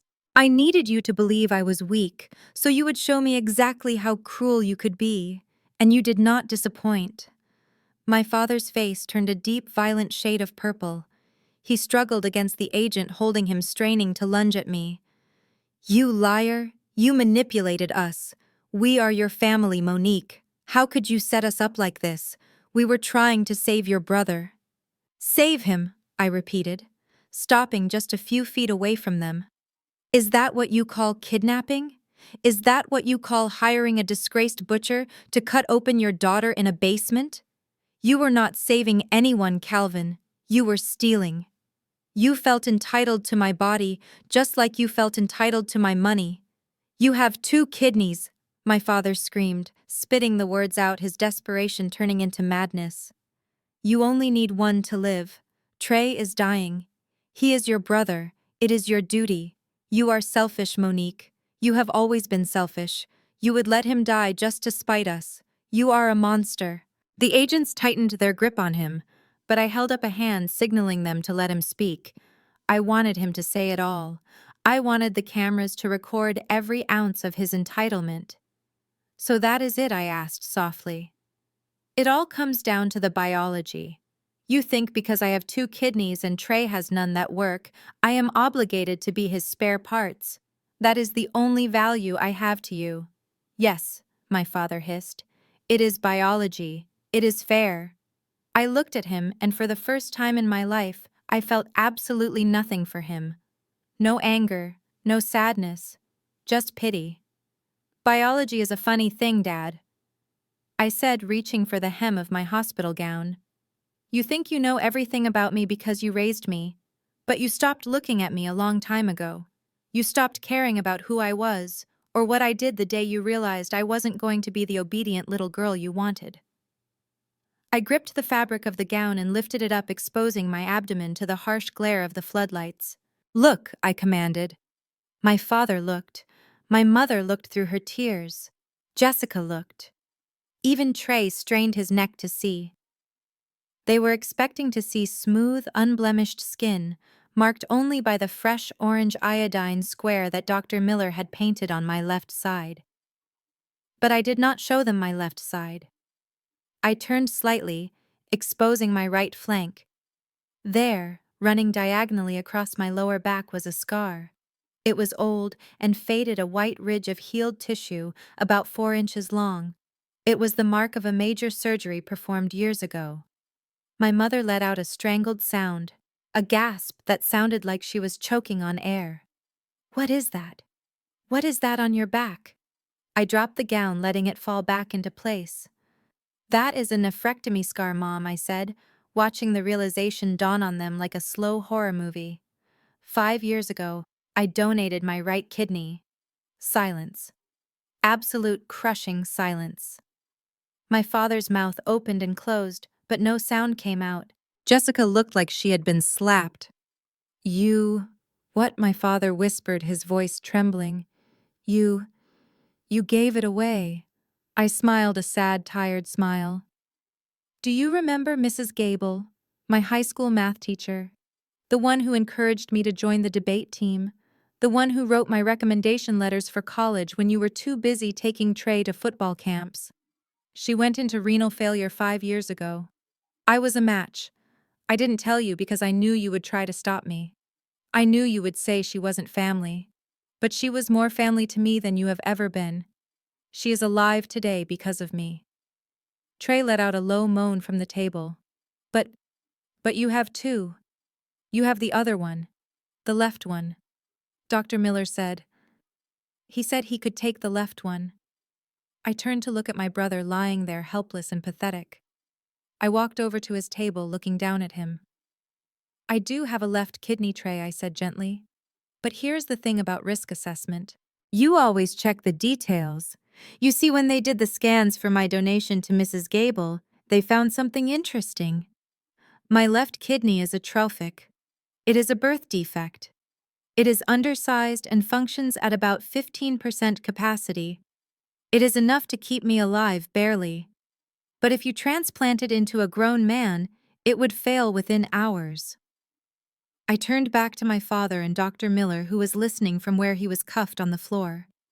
If you had cut me open tonight, Dr. Miller, I said, my voice hard as stone, you would have killed me instantly. My body cannot survive on 0 kidneys. And Trey, he would have received a useless piece of dying tissue. He would have died on this table right next to me. The weight of my words crashed down on them. My father's knees gave out. He slumped in the agent's grip, his face turning an ashy gray. He realized it. Finally, he realized the magnitude of his failure. They had kidnapped me. They had drugged me. They had destroyed their careers, their reputation, and their freedom. They had sold my car, emptied my accounts, and burned every bridge they had. And for what? For a kidney that did not exist. For a cure that was never there. You lied, my mother wailed, sliding down the wall to sit on the dirty floor. You didn't tell us. Why didn't you tell us? Because you never asked, I replied. You never asked how I was. You never asked about my life. You just assumed I was a vessel waiting to be used. You gambled everything on a lie you told yourselves. And now you have lost everything. Dr. Miller let out a laugh, a hysterical broken sound from the floor. I would have killed her for nothing. I would have gone to the electric chair for a lemon. I looked at Sterling, who was standing by the stairs watching the scene with a grim satisfaction. He checked his watch and nodded to the lead agent. Take them away, I said, turning my back on my family. No, wait, Monique, please, Trey screamed as the agents began to haul them toward the exit. I am sick, Mo. I am really sick. You have to help me. You have money. You can buy me one. Don't let them take me to prison. I will die in there. I stopped and looked over my shoulder. Then maybe you should have thought about that before you tried to murder the only person who was willing to save you, I said.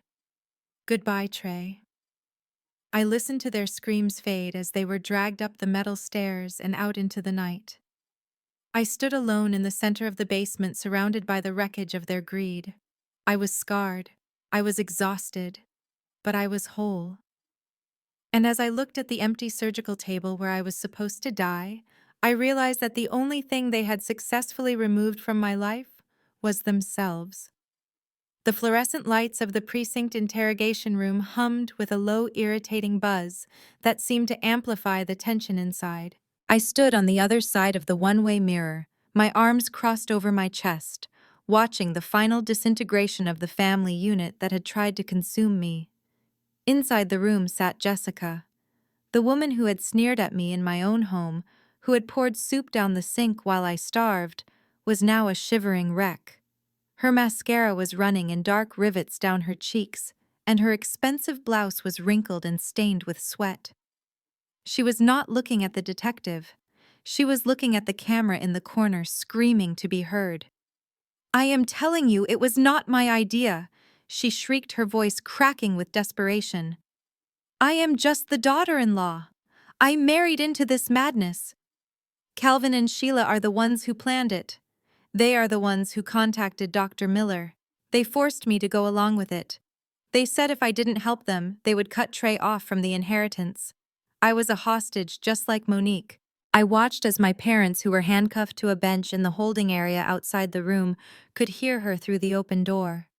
My mother, Sheila, let out a wail that sounded like a wounded animal. She lunged toward the door, her chains rattling against the metal bench. You liar, she screamed, her face twisted in a mask of pure betrayal. You were the one who found the doctor. You were the one who forged the title to the Range Rover. You told us Monique was better off dead. How dare you blame us? The detective inside the room leaned back in his chair, looking bored but satisfied.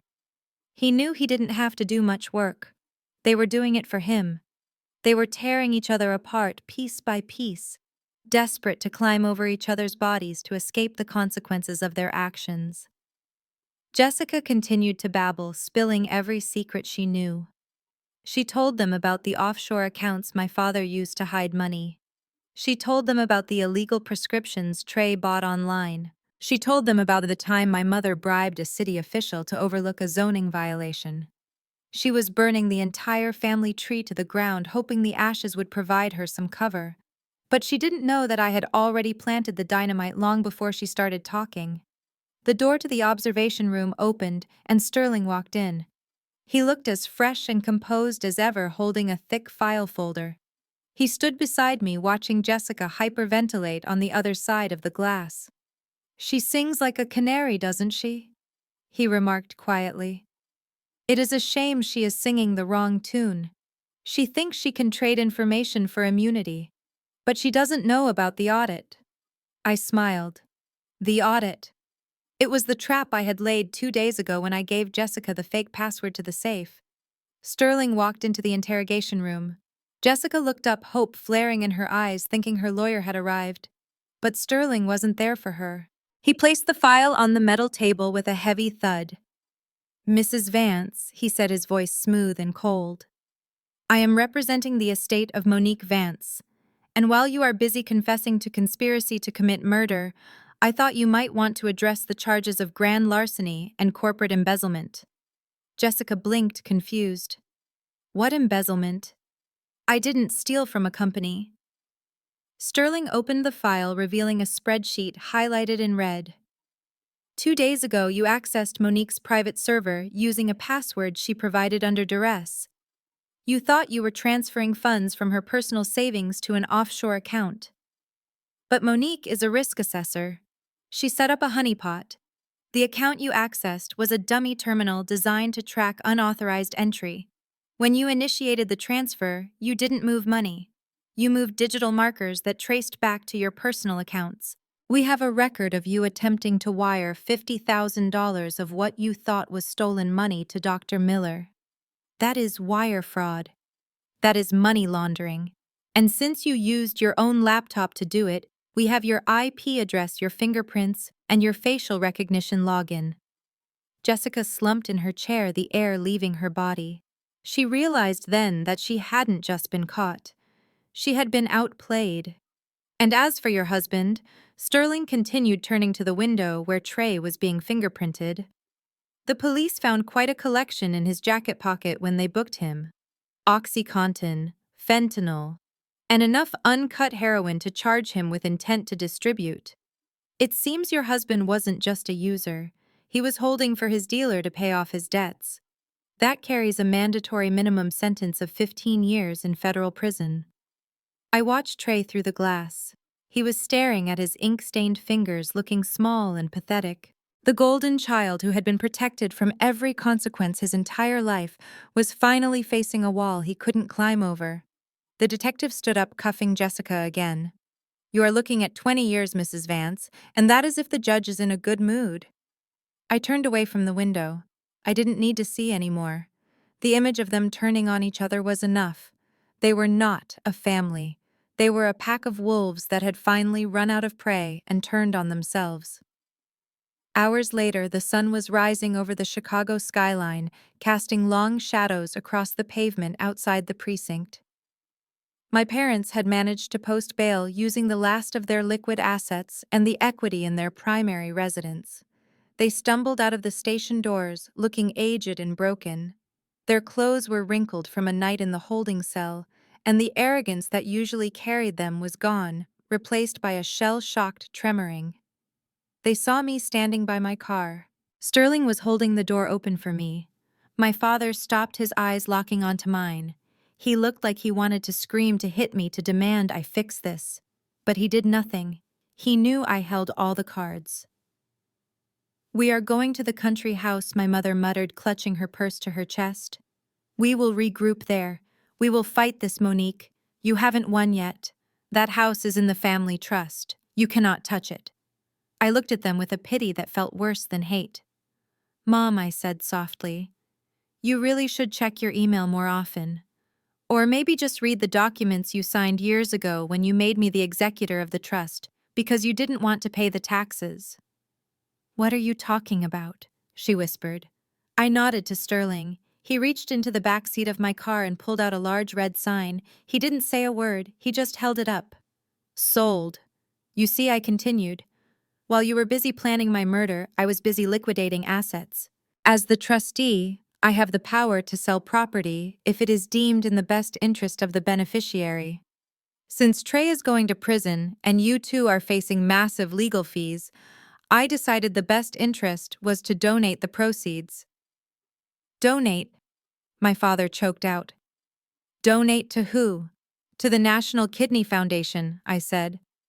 And a shelter for victims of domestic abuse. The sale closed this morning. The new owners are already changing the locks. Your clothes are in a box on the curb. Everything else, the furniture, the art, the memories, it is all gone. My mother let out a scream that tore through the morning air. She fell to her knees on the sidewalk, grabbing at the hem of my pants. Monique, please. We have nowhere to go. The penthouse is a crime scene. Our accounts are frozen. You cannot leave us on the street. We are your parents. I looked down at the woman who had birthed me. I looked at the man who had tried to cut me open. and I felt the last tether of obligation snap. "You are right," I said, stepping back out of her reach. "You are my parents, and you taught me a very valuable lesson. A burden is something you carry until it becomes too heavy, then you put it down." I got into the car. Sterling closed the door. As we drove away, I watched in the rearview mirror. They were standing on the sidewalk, two small, shrinking figures against the massive, indifferent city. They had no home. They had no money. They had no son. And for the first time in their lives, they had no one to blame but themselves. They were finally exactly what they had always accused me of being: a burden that no one wanted to carry. The gavel struck the mahogany-sounding block with a finality that echoed through the packed courtroom, sealing the fate of the people who had tried to harvest my life for spare parts. 6 months had passed since the FBI raided the basement clinic, and in that time the wheels of justice had turned slowly, but with crushing weight. I sat in the front row wearing a tailored white suit that symbolized my rebirth, watching as the judge read the sentences. Dr. Miller was up first. The man who had violated his oath for a stack of cash stood trembling as the judge condemned him to 20 years in federal prison for conspiracy to commit murder and human trafficking.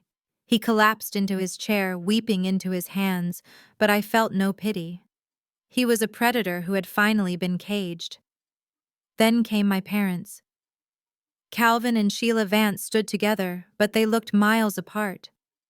The united front they had presented all my life had shattered under the pressure of the investigation. They had spent the last 6 months blaming each other, but the law held them equally accountable. 10 years each. The judge called their actions a grotesque violation of parental duty. My mother looked back at me, her eyes searching for salvation one last time, but I simply held her gaze until she looked away in shame. Jessica received 5 years thanks to her cooperation, but her social life, her reputation, and her future were destroyed. She was led away in handcuffs, sobbing about how unfair it was, but the glares from the jury told a different story. And finally, there was Trey. My brother was not in the courtroom. He was watching via video link from a secure medical facility within the prison system.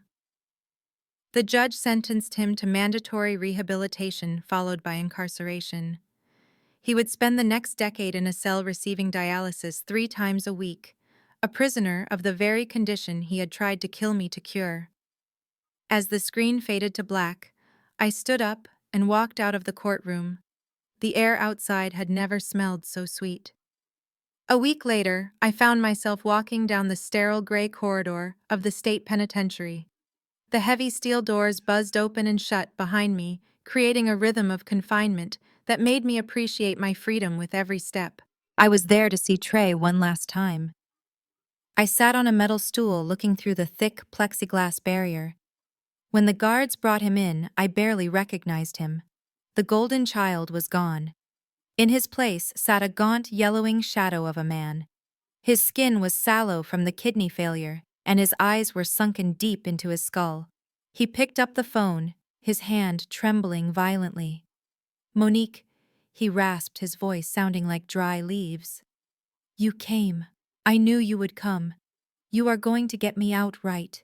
You have to get me out. The dialysis here is awful. The food is terrible. I am dying in here, Mo. Please, I am sorry. I am so sorry. Just talk to the lawyers. Fix this." I listened to him beg. I listened to him use the same manipulative tone he had used since we were children, expecting me to clean up his mess, expecting me to sacrifice myself for his comfort. But that version of Monique was dead.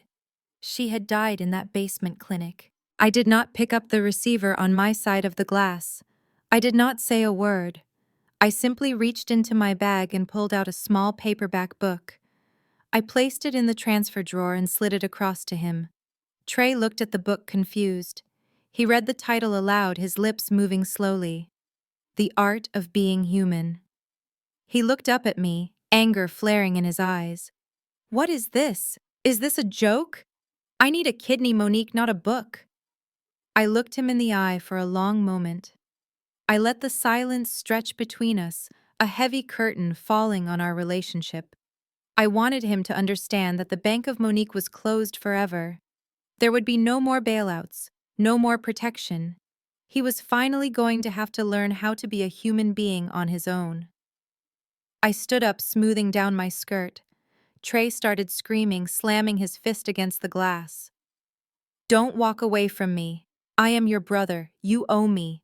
Come back here." I turned my back on his screams. I walked toward the exit, and I did not look back. Not even once. As the heavy door slammed shut behind me, cutting off the sound of his voice, I felt lighter than I had in 30 years. That evening back in my penthouse, I stood before the full-length mirror in my bedroom.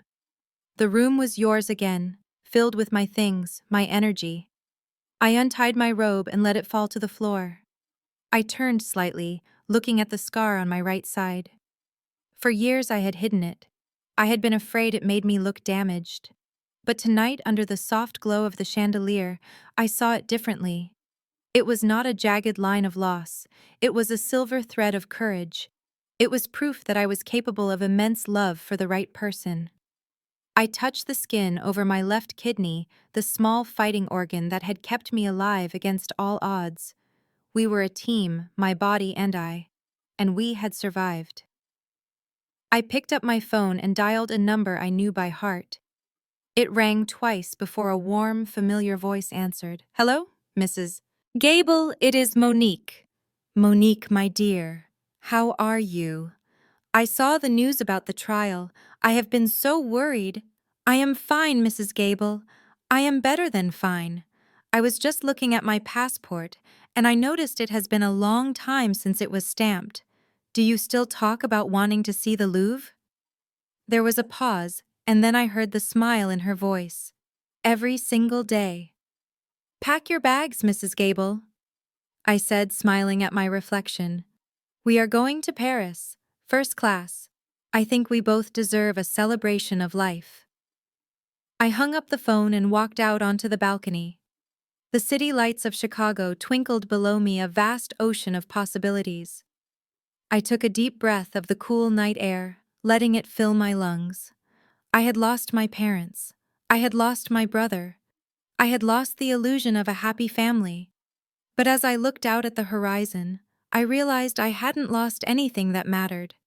I had pruned the dead branches so the tree could finally grow. Blood does not define family. Actions define who deserves a seat at your table. Love is not a transaction, and your body is not a bargaining chip. I had been torn open and stitched back together, not with surgical thread, but with resilience. My parents tried to take my life to save their legacy, but in the end they only gave me the push I needed to finally start living it. My name is Monique Vance, and this is not just a story of survival. It is a story of victory. Thank you for listening. If you have ever had to cut ties to save yourself, remember that the scar is just a reminder that you are stronger than whatever tried to hurt you. Be brave, be authentic, and never apologize for saving your own life.